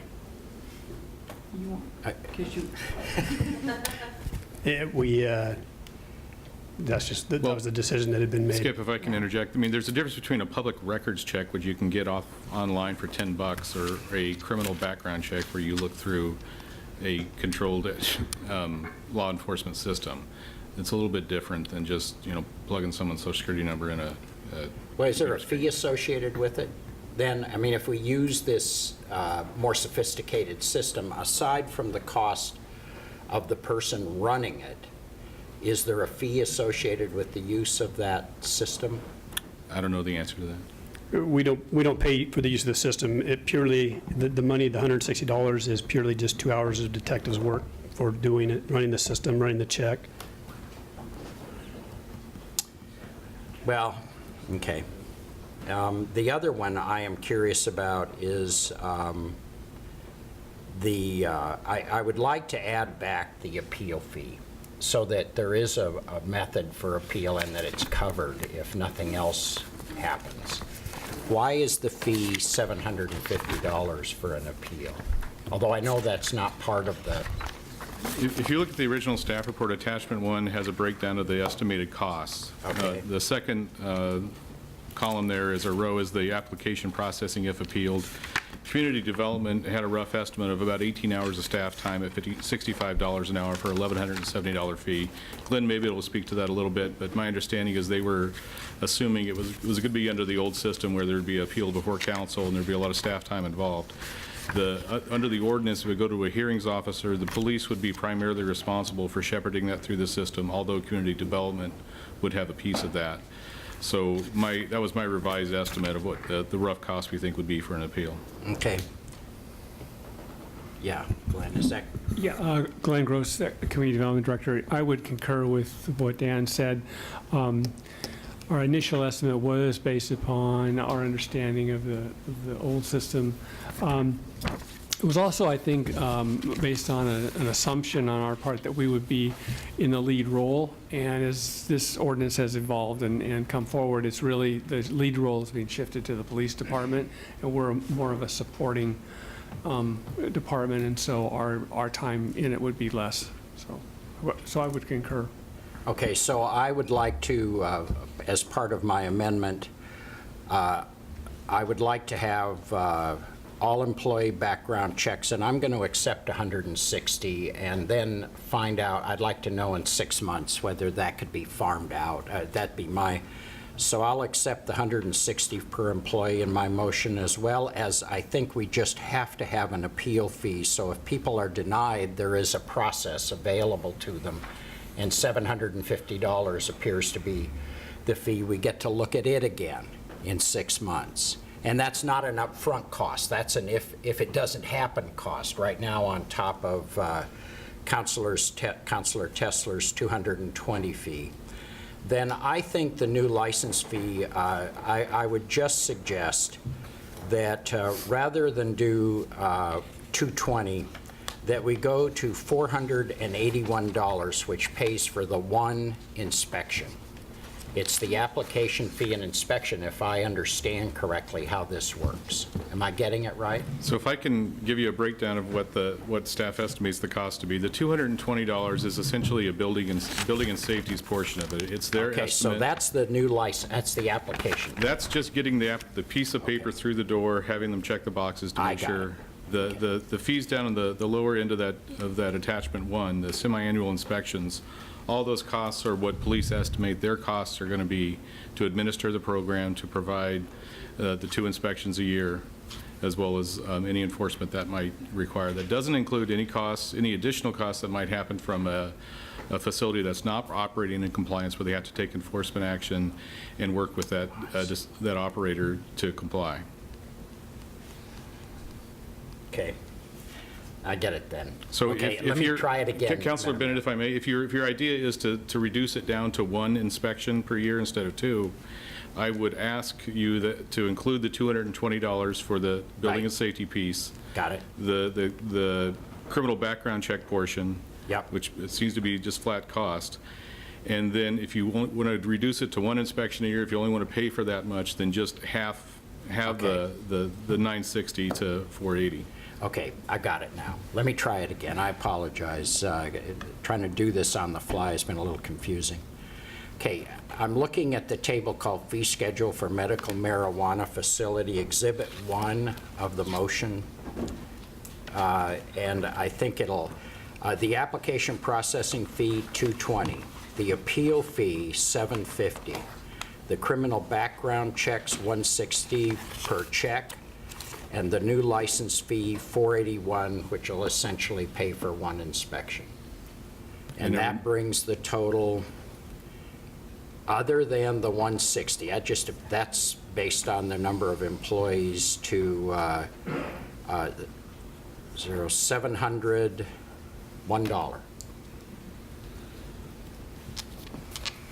Does that also include the renewal license fee of 480? No, I am not including a renewal license fee. It's a one-time, I don't understand, yeah, I want to review this in 6 months. I want to hear about these, because it may be that should be changed completely. I just hate to put it in right now, because I think within 6 months, we're going to want to know whether we want to have 1, 2, 3, or 4 inspections, and we know now what they cost per unit, which is $481. This is just to get these people underway. We've agreed they go underway, and now we're going to get them underway, and then we're going to look at them in 6 months and see how this is going based on police reports, complaints from the public, comments of success, all the rest of it, but trying to create a number that is not a barrier, but shows kind of where we're going on this thing. So that's my motion. Second. Is there a second? Second. Yeah, okay, thanks. And you want to second the comments Second, too? I well. don't know. Counselor Rogers. May I ask the maker of a question? The maker of the motion a question? I'm fine with this, and we look at it in 6 months, but I won't be here in 6 months, and you will. So, come down. Your intent of the $160 background check, is that a one-time thing for a period of time, or what's your thought there? Yes. What's that? Say what's yes mean? Yes means one time. Excuse me, I'm going to ask Counselor Rogers, the background check is per individual. Right. When they come to begin the job. Each person has to have a criminal background check. I'm there. Yeah, okay. I just don't want it to have, I think if I read the report, staff report, I was interpreting that to mean every year they'd have to do that. No, And that's what I'm trying to get it's away for from. each employee, right? A background check Yeah, is so- to the person, not to the business. I realize Yeah. that, but how many times do you have to do it, Council? It'll be annual. Annual, that's my point. I don't think it should have to be annual. Yeah. I'm just telling you, I have a permit here to serve alcohol for 5 years, and it cost me $4, so I just have to go back and take the test again. To answer the question, my intent is one time, we're going to revisit this whole thing in 6 months, and I think we'll have a better understanding. And I think part of it will be a chance to figure out if we want to do a thing like a server's card or some other kind of more permanent thing that you review every couple of years, few years, 4 years if you want, but whatever the council decides then. But I don't think we can make that decision tonight. I think we need to get these things, we need to get this behind us. I'm on board with that. Okay. I think that Glenn Gross has a comment. I have a question, actually. So tomorrow morning, first thing, we'll need to be able to know what number to plug into our software to start taking these applications in. So I just want to make sure I have the right number.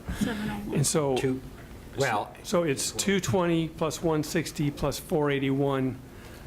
I make that to be 861. Is that right? No, it doesn't add up that way. That's not. It's The application processing fee is $220. Right, got it. Okay. Then there is a new license fee of $481. Right. And then they will be required to get themselves and their employees a background check through the police department at a fee of $160. Right. So assuming there was only one background check. There's just, I don't see how you can assume one background check. It's each individual, and that's separate from the permits that you do. That's what I need. The criminal background check is for each individual. I need clarification on that. We would not be collecting the background check fee? The way the ordinance is written and the fee resolution is written, there's a background check required for every individual associated with the facility, whether it's a principal, an employee, or a volunteer. So each one of those, you need to collect a $160 fee for each one of those individuals. So, Excuse me, and so you're saying that that is done through our Building and Safeties Department, not through the Police Department? Yes, because they'll be collecting the fee for the city. right. But then the Police Department will conduct the background check? Correct. Right. Okay. So, Madam Mayor, I just want to make sure I get the right number. I see what you're saying. To plug But in there. you've got to make clear that it's 160 per person. Absolutely. Okay, so Yeah. it has to be separate from your total. I'm looking over at Claude Kennedy, and I think we now understand what the proposal is. You get that? Okay. Okay. All right, so we have a motion on the floor. We have an amendment to the motion. I see hands up. Councilor Clem and then Councilor Dickey. Thank you, Madam Mayor. Certainly my concern with these motions is that a minimal amount would be collected for police operations with just the one annual inspection, but no monies are foreseen in terms of enforcement.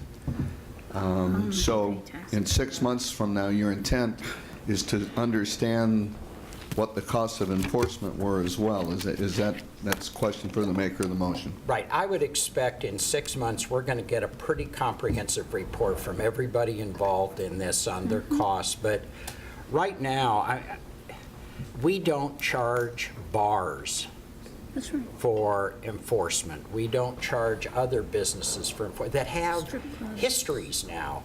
So right now, at the beginning, I'd like to start with these folks with as clean a slate as possible, develop over the next 6 months or a year. I mean, we can do this over time, a real understanding of what this business model looks like when it's on the street, when it's actually, and as the police department, if there's a lot of problems, I'm sure they will come tell us in terms of enforcement. The other is, just so far, our experience is very low problem. It doesn't sound like we've had really any problems. The only calls I've gotten have been, would you try to make sure, from a neighborhood group, would you please make sure this one gets to stay open? It didn't. It's closed, but it's going to have to close under the ordinance. But I don't want to undue burden. I don't want to create an undue burden, but I want to get them started so we can find out what's going on here. This is really, I think, new territory for us. I think Councilor Nanke has done a very good job of pointing out it's still against federal law to do this, and so it's problematic, you know. I believe Councilor Nanke, no, Councilor Tessler and then Councilor Nanke. Councilor Dickey, did I not call on you? I'm sorry, Councilor Dickey. Thank you. I have a couple of questions. One, if I understand right now, the health authority requires the principal to have a background check. Will they have to go through another background check and pay another $160? Or will that one stand? They would under this motion. As the ordinance is written, the applicant, which would be the person responsible for an OHA, would need to apply for a city background check as well. All right, and then my other question is, what's the remediation plan? I mean, when we go in and inspect, what sort of remediation plan will be set up? if there's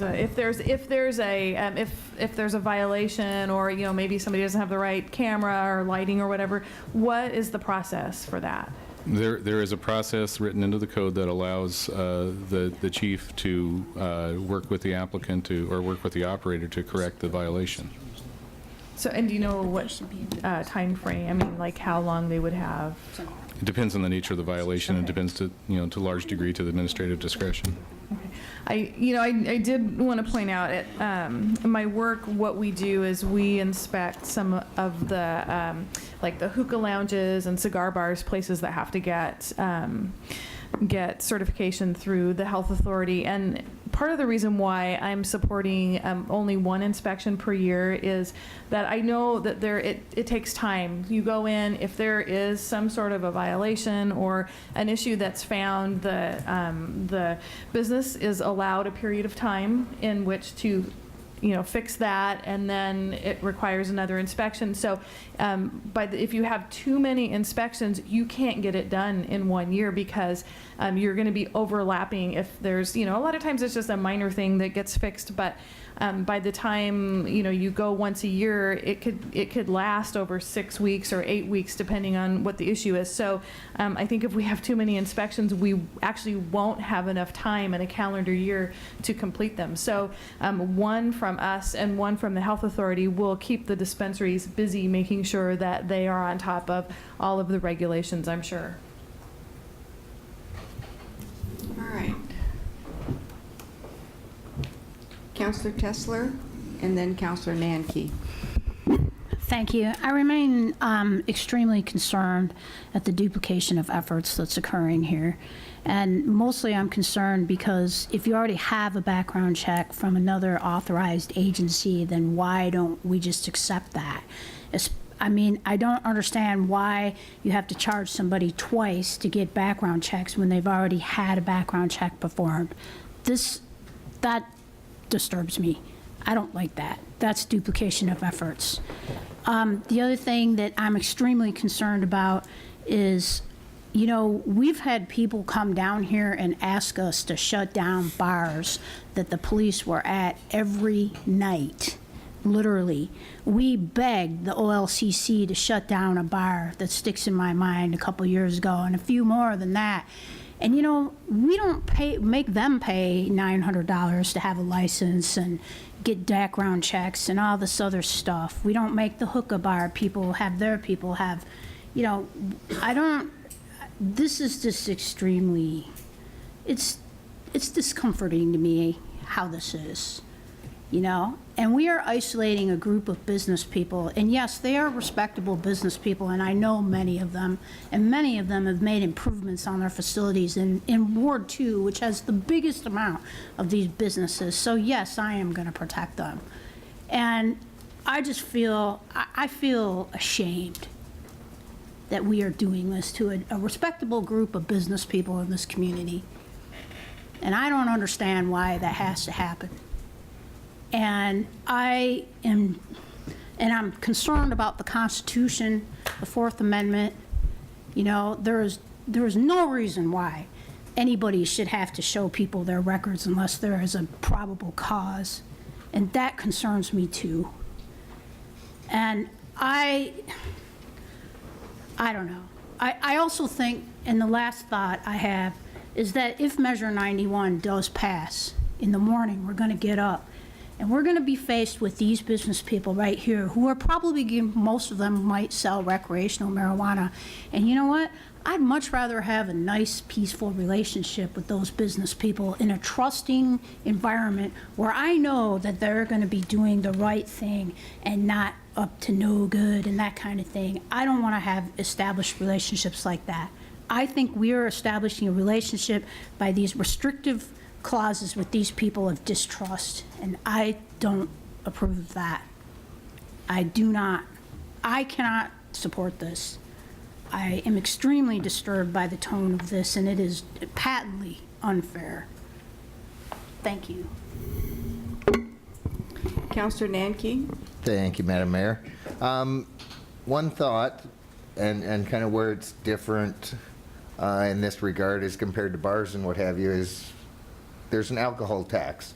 and we get state revenue sharing, and it goes to our police department to essentially deal with those kind of issues through. That being said, if you look at other controlled substances, it's not the pharmacy that the police department is knocking down their door all the time because of abuse. It's a few random facilities throughout the city. I would expect to see nothing from the medicinal dispensaries. It's when the recreation piece will come on. You'll have a couple of bad apples with it. The majority will probably be decent, but that's where you'll pick up the added police presence necessary. And then finally, I think it is within council's capability to stipulate that background check on the owner of the facility from the state level can be submitted with the application and basically handles that individual. So it would be the balance of the employees, which would save them $160. You already got one. Right here, turn it in with your application. It's fine. Do it. I can't make any pieces of this motion. All right, Councilor Bennett. Yeah, Madam Mayor, Councilor Bennett, before you make that motion, let me just state that the ordinance requires the applicant to submit a background check, so you need to amend the ordinance if you wanted to do that. and we'll take a look at that in 6 months. I certainly am sympathetic to Councilor Tesler's comments. I think they're helpful, and I think we have listened and really worked hard to bring this down from a $4,000 fee to what now represents around a base of around $850, $860. And I think everyone's agreed. I think generally everyone has an open mind. We're going to look at this again, but this is a group that we worked with. We have, the ordinance is their ordinance. They wrote that ordinance as part of a task force, not us.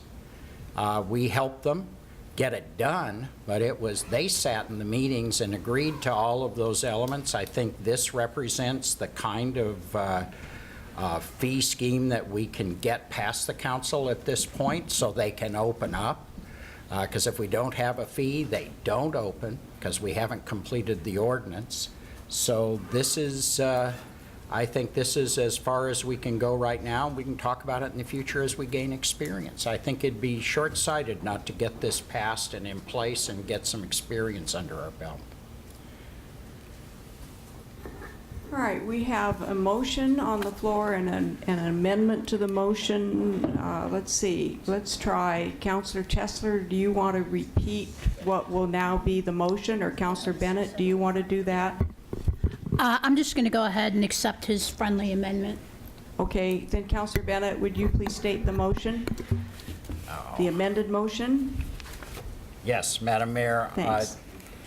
Well, I moved initially the staff recommendation, and then we have been amending the Exhibit 1 portion, which is actually the fee chart.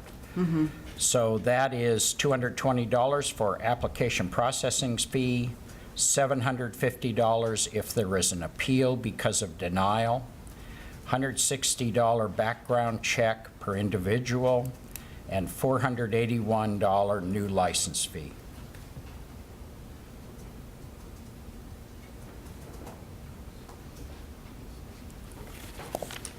All right, Councilor Nanke. Yes, and I believe the motion is an amendment to a substitute motion by Councilor Tesler as far as in process and where it is, so the amendment would have to be voted on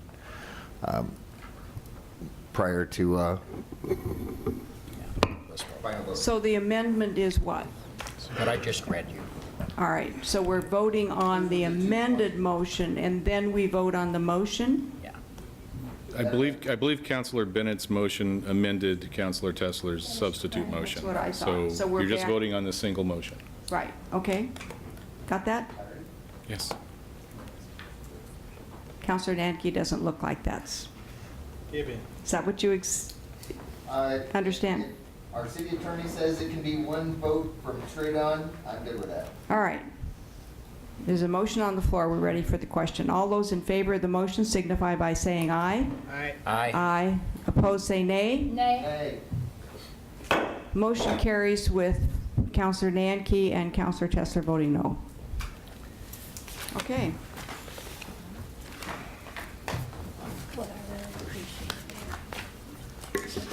I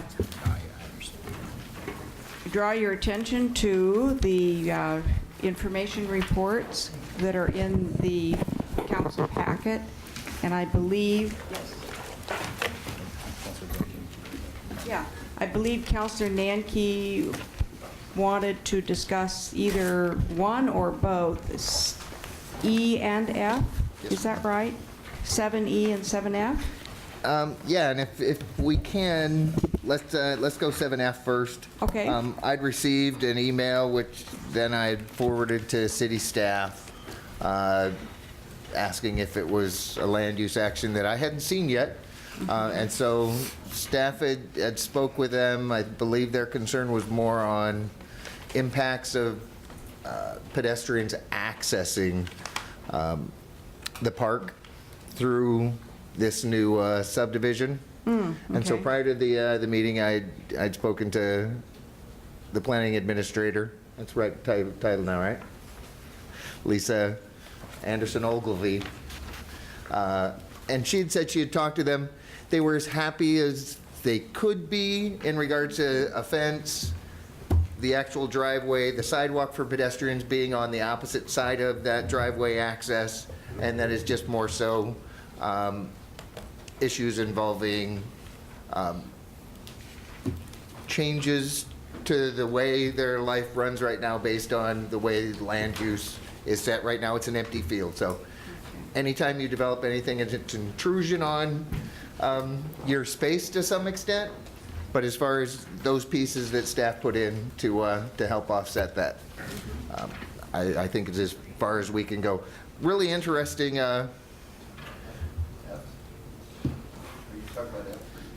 I'm talking about F. Yeah, right. Which is the weird one with 4 flag lots, 80%, which is rather strange as well. I was tempted to call it up just based on that, but in talking with staff, I'm good with the planning administrator's decision on that. I will now address 7E, and I move that council pull up partition 14-09 for hearing before council. Second. And just to speak to that briefly, there was Yes, would you? issues regarding a pedestrian access, the transit district, or not transit district, school district, as well as Marion County had conflicting reports based on the desire to see that not take place. I have concerns over the fact that that development is inside of a walk zone, and if a pedestrian path isn't put in it, it becomes a bus zone because of a hazard pathway to get to the local school, as well as when school isn't in session and people still want to go to the school park or what have you. So I want to look at all the issues with that pedestrian access and how and what they've looked at and what other options might still be there that we haven't actually looked at. Good. I too support calling that up. I had the same concerns when I learned that the pedestrian access had been denied or been allowed to be removed from the plan. I would support that. Councillor Clem, you had your hand up? Yes, thank you, Madam Mayor. To the maker of the motion, are you calling up for a public hearing for the purpose of condition 5 removal only, or are we reviewing the entire? Council Clem, council rules require de novo hearing at council, so it's do-over. Okay, there's a motion on the floor. Motion was made by Councillor Nanke and seconded by Councillor Tessler. All those in favor of the motion signify by saying aye. Aye. Aye. Opposed, say nay. Motion carries. Thank you. Okay, and we go on to ordinances. First reading. Would the recorder please introduce ordinance bill 2414? Ordinance Bill 2414, an ordinance establishing a tax on the sale of marijuana, medical marijuana, and marijuana-infused products in the city of Salem and I don't creating... think so. I'm sorry. I think it's 8.1A. It's 2414, has to do with solid waste management franchise fee. Thank you, Mayor. Am I on the right place? Okay. Yes. Ordinance Bill 2414, amending Salem Revised Code 47.097 to increase the solid waste management franchise fee from 5% to 7% of the gross receipts collected each year by the franchises. Thank you. Councillor Bennett, do you have a motion? Thank you, Madam Mayor. I move we advance ordinance bill number 2414 to second reading for enactment. Is there a second? Second. All right, it's been moved by Councillor Bennett, seconded by Councillor Clem, to move ordinance bill number 2414 to a second reading. Is there discussion? Councillor Nanke. Thank you, Madam Mayor. I talked with staff after our last meeting where we discussed what happened at the Finance Committee in regards to this item. And the city manager had gotten back and said that the minutes said that the Finance Committee recommended with unanimous approval to send that forth as well as the Finance Committee approved it. And that was not the case. And those others who were with me at that meeting, we decided to send it to City Council for council consideration. And I know that Councilor Clausen, who isn't with us tonight, actually voted in favor of that because he thought the Finance Committee had fully vetted that issue. And we did not discuss the merits of increasing a franchise fee. We understood it as staff presented it inside of that meeting, and I think we were all well aware of it, but we didn't unanimously accept that recommendation and move it forth. We moved it forward to City Council on it. I know the numbers are small on it. We spoke to it last meeting. I just wanted to make sure people had the opportunity to discuss more the franchise fee increase issue apart from the increase on the waste haulers.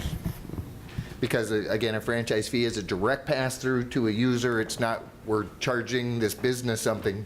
It's going straight through to the customer. So, albeit the numbers are small, we heard the impact of water sewer rates on folks tonight. We also heard that compression may be turning around, which means those people coming out of compression are actually going to see a much higher than 3% increase on their property tax bill this year.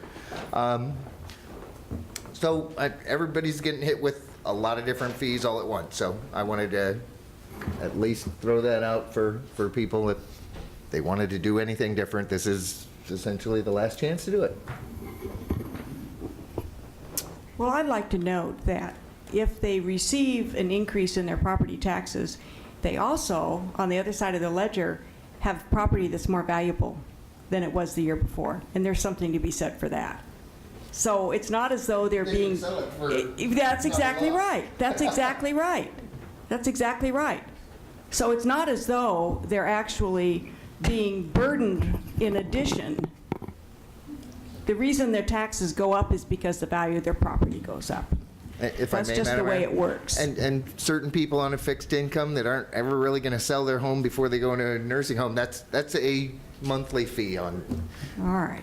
what they pay for their mortgage and their taxes isn't really ever going to change for them. So we need to just be cognizant of. And if I might add, Councilor Nanke, also that we're not out of the woods when it comes to compression yet. We're still suffering losses. They're just not at the magnitude that they were in previous years. But there are some, and a lot of those were in some of the lower socioeconomic areas, and if they're coming back up now, we could be hitting more people that are on the lower end of the income scale. I don't know if we in fact are or not, but we need to keep that in mind always.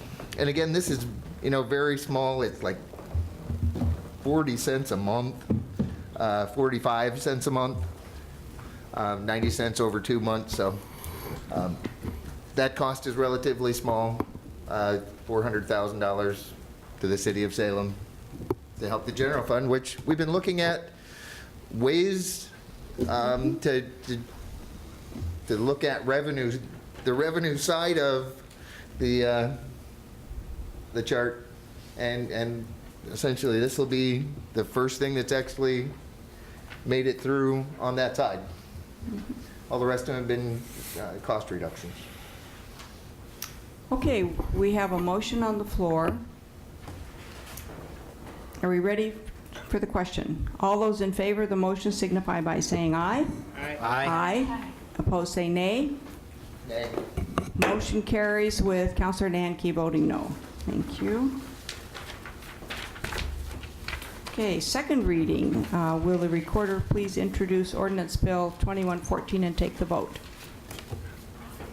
Ordinance Bill 2114, an ordinance vacating a portion of public right-of-way located between Mission Street Southeast, Church Street Southeast, Winter Street Southeast, and Pringle Parkway. Counselor Dickey?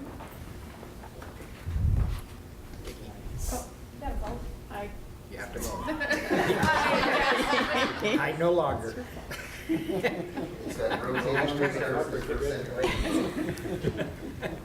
Mess people up.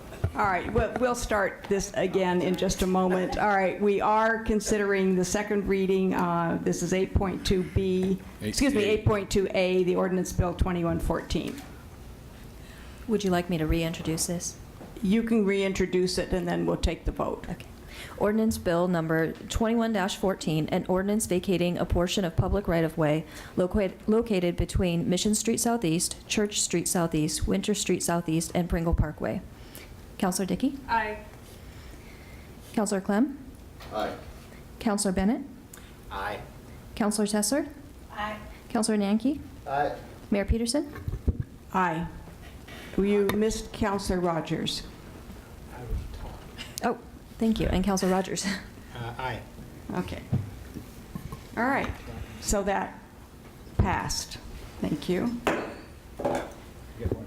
You know, it doesn't seem like it's really that late, but it's actually, what, about 9:45? Yes. Yeah, it's 9:45. All right. Okay, Ordinance Bill 8.2B, engrossed Ordinance Bill number 2514. Would the recorder please introduce that and take a vote?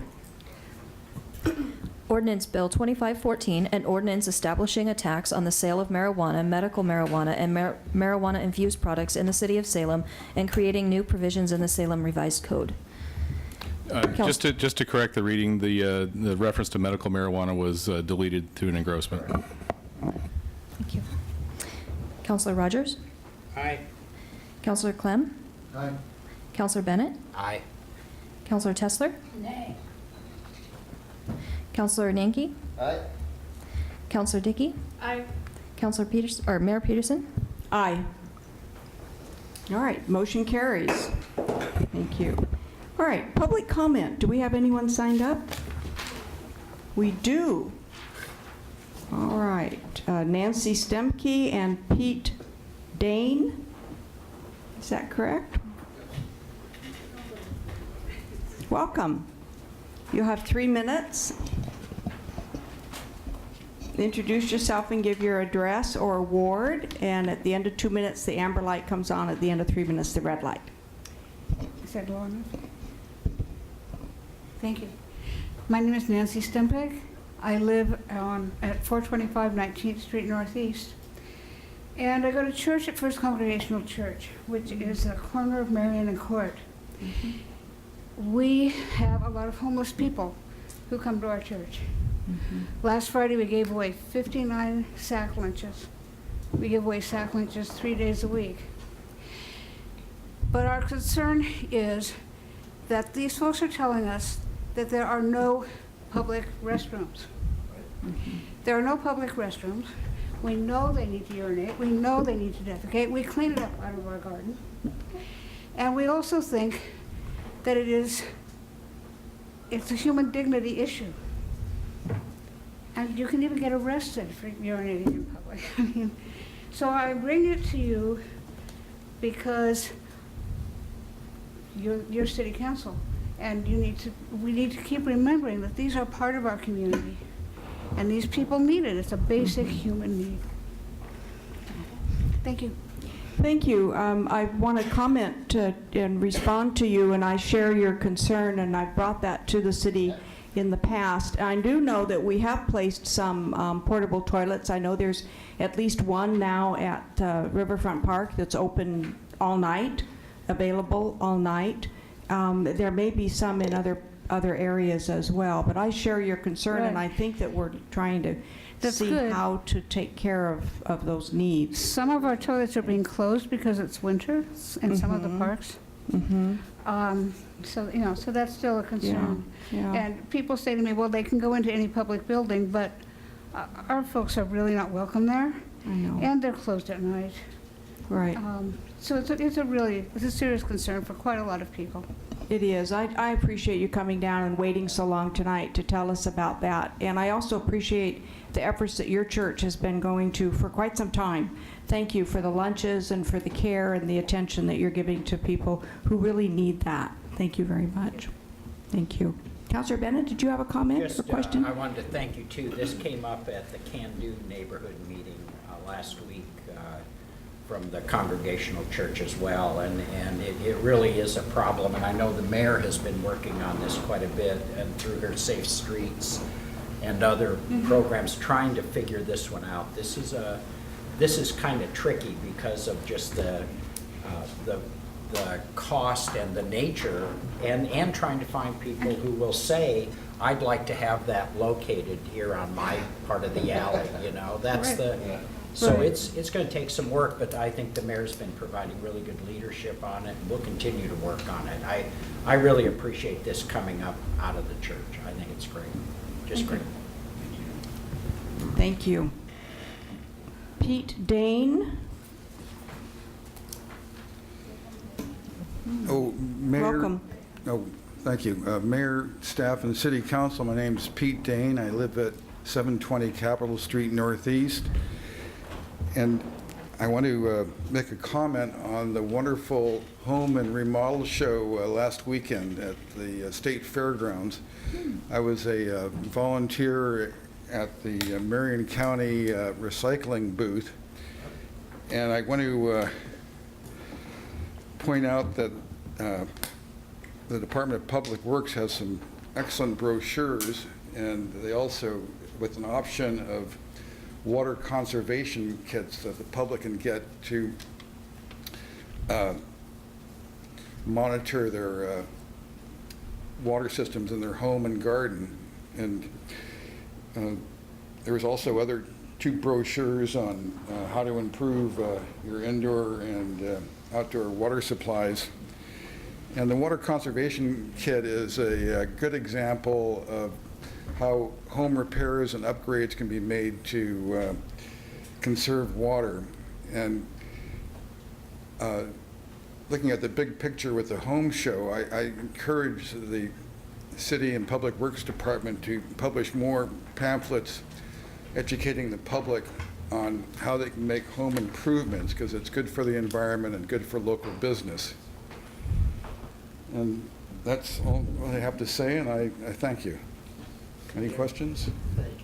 Thank you. Are there any questions? Well, I appreciate you doing that. I appreciate you being a supporter of the home show and the other work that I know you've been doing in various recycling and Master Gardener projects. And thank you very much. You're welcome. Okay, we now have some new business. I have a couple of items, and then we have a couple more counselor items. I think we may need an extension of time.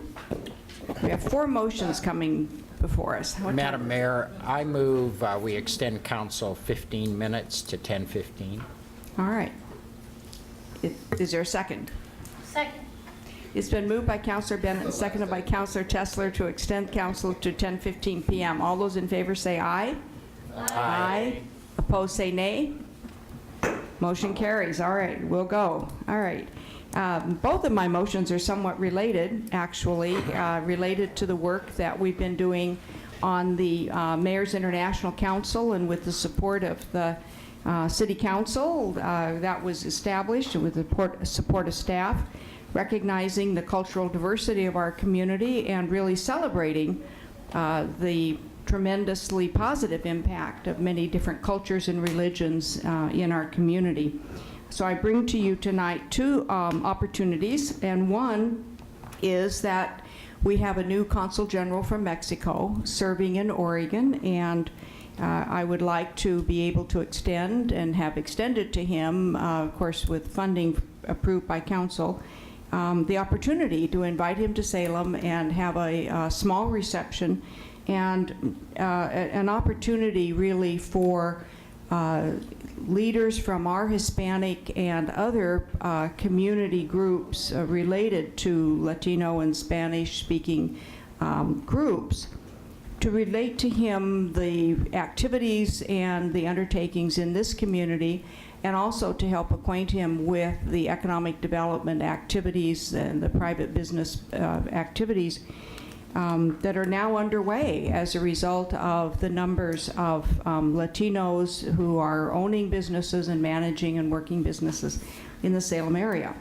And so my request is that we would be able to hold this reception and ask for some funding so that we might provide excuse me, some modest food and have a location for this to happen.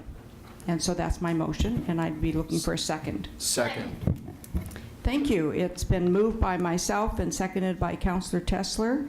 Is there any discussion beyond what I just said? Councillor Tessler. You gotta invite me. Oh, you bet. The entire council will be invited. Okay. All right. Okay, motion on the floor. All those in favor signify by saying aye. Aye. Aye. Opposed, say nay. Motion carries. Thank you. My second request is that as I leave here on November 18th for a personal vacation funded by my family, thank you, family.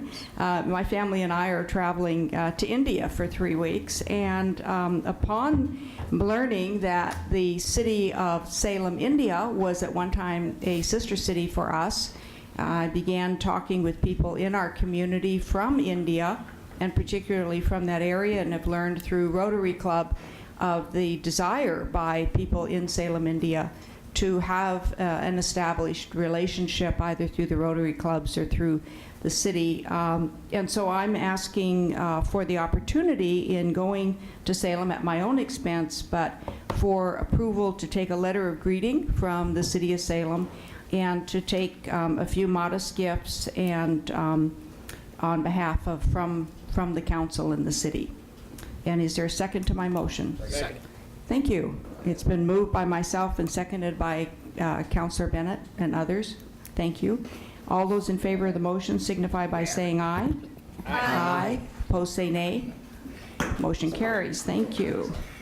We have a motion on the coming, a councillor's item from Councillor Clem. Would you like to introduce your motion? Thank you, Madam Mayor. I move to direct staff to bring back to council a multi-year plan to improve and/or expand the Wallace Marine Park softball complex, including identification of potential funding sources. This motion intends for council to view the information in a work session, followed by review and comment from Salem Parks and Recreation Advisory Board and other stakeholder groups. After completing the review and comment process, City Council and the Budget Committee would consider the plan and input for further consideration during budget meetings to be held in 2015. Second. It's been moved by Councillor Clem and seconded by Councillor Bennett. Was that, I heard, Councillor Bennett? Yes, yes. All right. Is there discussion? Councillor Clem. Yes, thank you, Madam Mayor. I won't read the piece that you see in the staff packet, but we've looked at this before. We've also come to better understand how much tournament tourism drives our TOT revenues, which we're now relying upon not only for marketing for the conference or convention center, but our historical culture and many of our other tourism-funded events come from the TOT funds, and a large amount of that comes from our ability to be competitive in tournament tourism. With other communities building $30 and $40 million complexes. I'm not suggesting that, but we're getting to the point here in the next 5 years where we may not be as competitive. That will directly impact how we take care of our parks, Bush House, and a number of others. So to protect the investments and to provide for more recreational opportunities even for our community, this is more than an hour of staff time, so it makes sense for council to consider directing staff. I know they've done a lot of work on it. We did work a couple of years ago with the softball task force committee, but in the whole interest of protecting and improving, continuing to improve our tourism tax revenues, this is something that we can't defer maintenance on. We have to take a look at it, at least have a plan, and you all can talk about it next year. I saw a couple hands up. First, Councillor Nanke, and then Councillor Tessler. Thank you, Madam Mayor. And I don't necessarily want to make an amendment to the motion, but I would like staff to actually not only the Wallace Marine Park softball complex, but tournament quality fields that can be utilized inside of the city of Salem, if we could add that in. Yeah, I asked about that. Yes. I asked about gear complex and other ball fields, and really the focus really for tournaments in terms of size and the kind of tournaments that we're attracting, it is Wallace. So I did go through that vetting process. More so that there may just be other options now or in the near future, potential to increase that tournament capability. I think that's a really good point. I know Travel Salem has really been doing some work in that whole arena of sports marketing, and there are several motels and hotel owners and managers in the area that are very interested and are working on that and committing those private corporate dollars to help with that as well. So great. Okay, let's see. Councillor Tessler. I'm just a little bit concerned about the siphoning away staff time from things like getting Minto Brown ready for the new bridge, taking care of Bush Park, you know, taking care of the other parks and recreational facilities that we have throughout the city. So I'm a little bit concerned about that. Although I understand that the softball fields are a driver for Tot, and I get that part of it. But we have a lot of pressing needs in our Parks Department, and I don't want to see them all tied up on that particularly. Councillor Clem? Well, I would concur with that. I think staff was sort of already working on it. Mark Bechtel was already working on it, so it was one of those binders he could pull off the shelf and wants to update. So I sort of ran it by them first in terms of priorities, and so they'd have to answer that. But I didn't enter into this without quite a bit of discussion about not screwing up not only other parks projects, but planning for Marine Drive as well, because that's where that would happen. I think that our deputy city manager has a If I comment. could ask Mark Bechtel to come and address the question as to staff availability for doing this research. Mark Bechtel, Parks and Transportation Services Manager.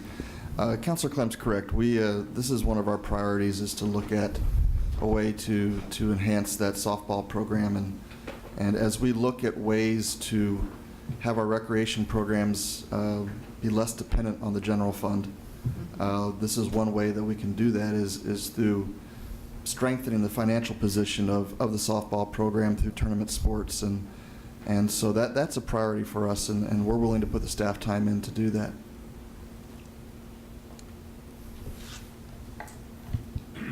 All right. Excuse me. All right, we have a motion on the floor.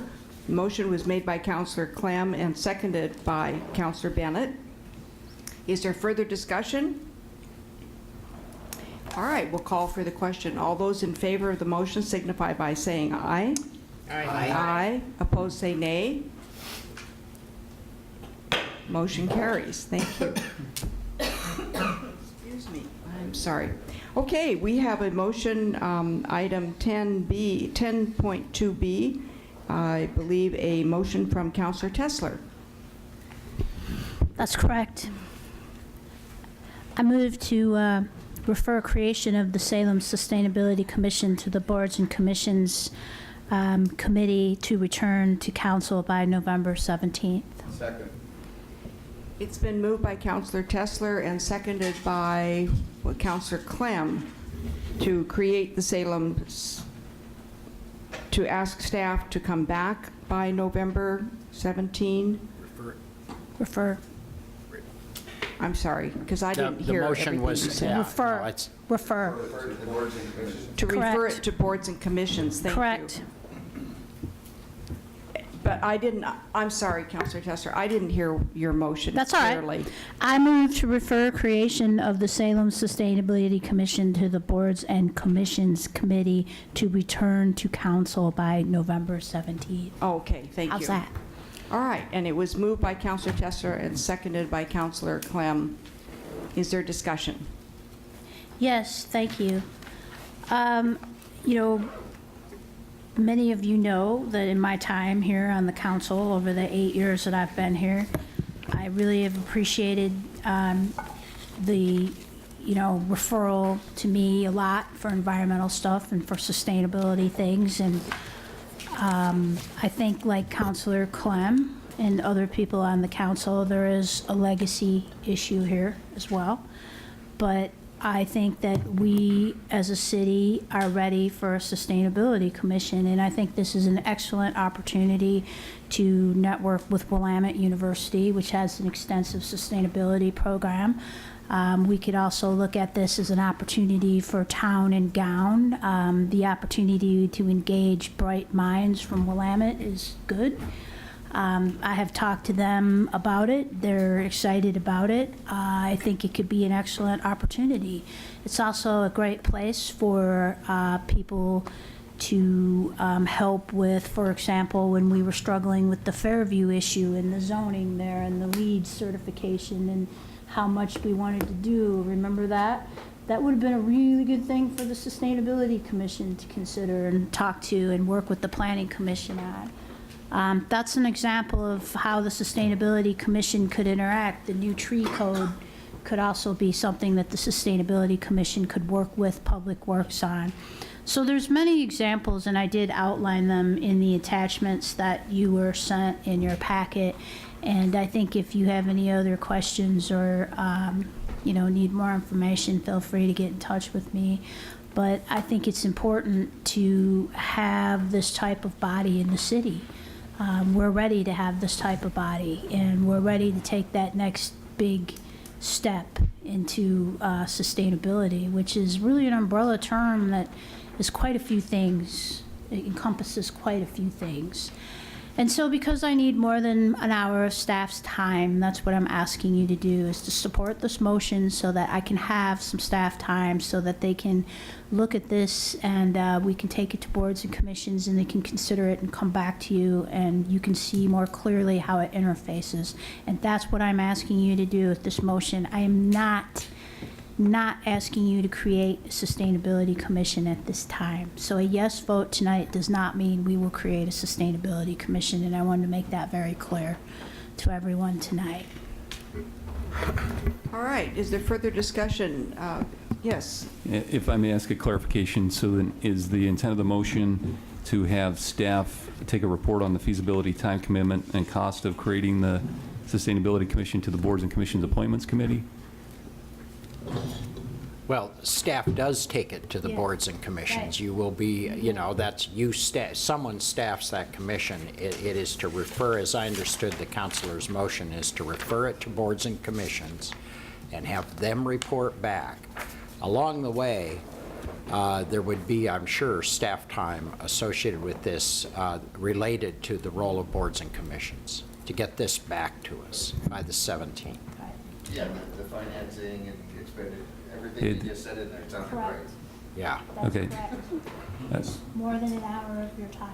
Well, that's Yes. what will ultimately be asked for when this comes back to council, asking for Sure, that I kind just of need to understand investment of because our staff time. Yeah. Boards and Appointments Commission It's- meeting is on the 4th of November, so Right. Right. that leaves a short amount of time to gather the information. You have everything that you need in the council packet. I have submitted the skeleton, the makeup of the committee, the description of it. You're just going to need to fill in the blanks. I'll help you. You have everything that you need to go to boards and commissions on the 4th. You're ready to roll. Okay. You know, and let me know if you need more information.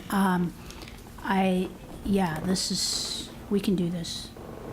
I just want for clarification, Counselor Tessler, so you're saying that the information that would be needed for the boards and commissions discussion is already created, but that the additional staff time would be between the boards and commissions meeting on the 4th and then the council meeting on the 17th? Correct. Okay. You're seeing, you're grooving it now. Yeah.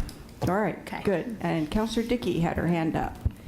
Thank you, Mayor. I know we're not voting on actually creating this committee, but I am going to voice my support for this because earlier tonight I said we're spending money bringing experts on sustainability to our community who come and give these wonderful presentations and then they leave and we do nothing about it.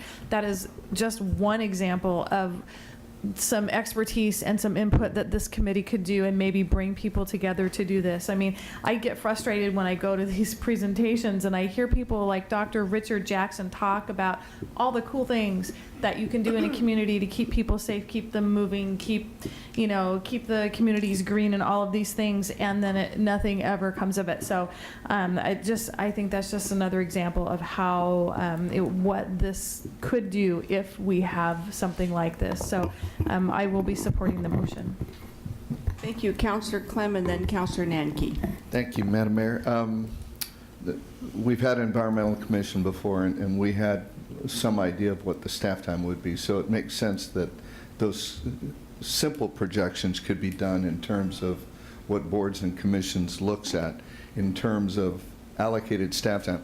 I don't think our current budget allows for it, but it could be a good primer for next season's budget season's discussions about what the real staffing impacts would be, because it's not in our current budget. So I don't think really detailed information other than potential staff time. Not too much different than what was in the report tonight for medical marijuana inspections and staff time allocated there. So when council sees it, whether boards and commissions gets to see it or not, I'll be looking for it in the council meetings. Well, hopefully we won't need to do background checks on the committee members, but I think this is exactly what I'm looking for. This is exactly what I'm looking for. It's just the numbers. I don't have the numbers, the staff numbers. I have everything else, so that's what I'm looking for. Good. Counselor Clem, any other comment? Counselor Nanke, you had your hand up. Thank you, Madam Mayor. And Councilor Clem basically hit up the majority of that end. In looking at the information in the councilor's motion tonight, it looks like it may be a little more involved than the Environmental Commission originally was, which was dissolved several years ago. There are issues with funding there. We had gotten rid of the Youth Commission about the same time. We need to essentially, in my opinion, need to look at all boards and commissions and understand them. But who's actually on boards and commissions right now? And I would assume they would want to see the numbers to make any kind of a recommendation to shoot it back to council. Sure. Counselor Tessler is on that, Counselor Clausen, and Counselor Dickey, are you on that? Oh, Counselor Benars and myself. Okay. Yeah. Yeah, I would assume everyone would want to see the cost impacts. Yeah, I think that'd be a good idea. Okay. All right, and then the thing I would add to the discussion about it is that it may be that we would want this as a discussion in council goals, which we're going to really have to buckle down and start looking at in January. So, all right, we have a motion on the floor. If I can add one more, Madam Mayor? Yes, you may. Yeah, and just next month, we'll be talking about pre-budgeting type stuff as well, so. Good time to talk about that. All right, the motion made by Counselor Tessler, seconded by Counselor Clem. All those in favor of the motion signify by saying aye. Aye. Opposed, say nay. Motion carries. Thank you. There's no further business. We are adjourned.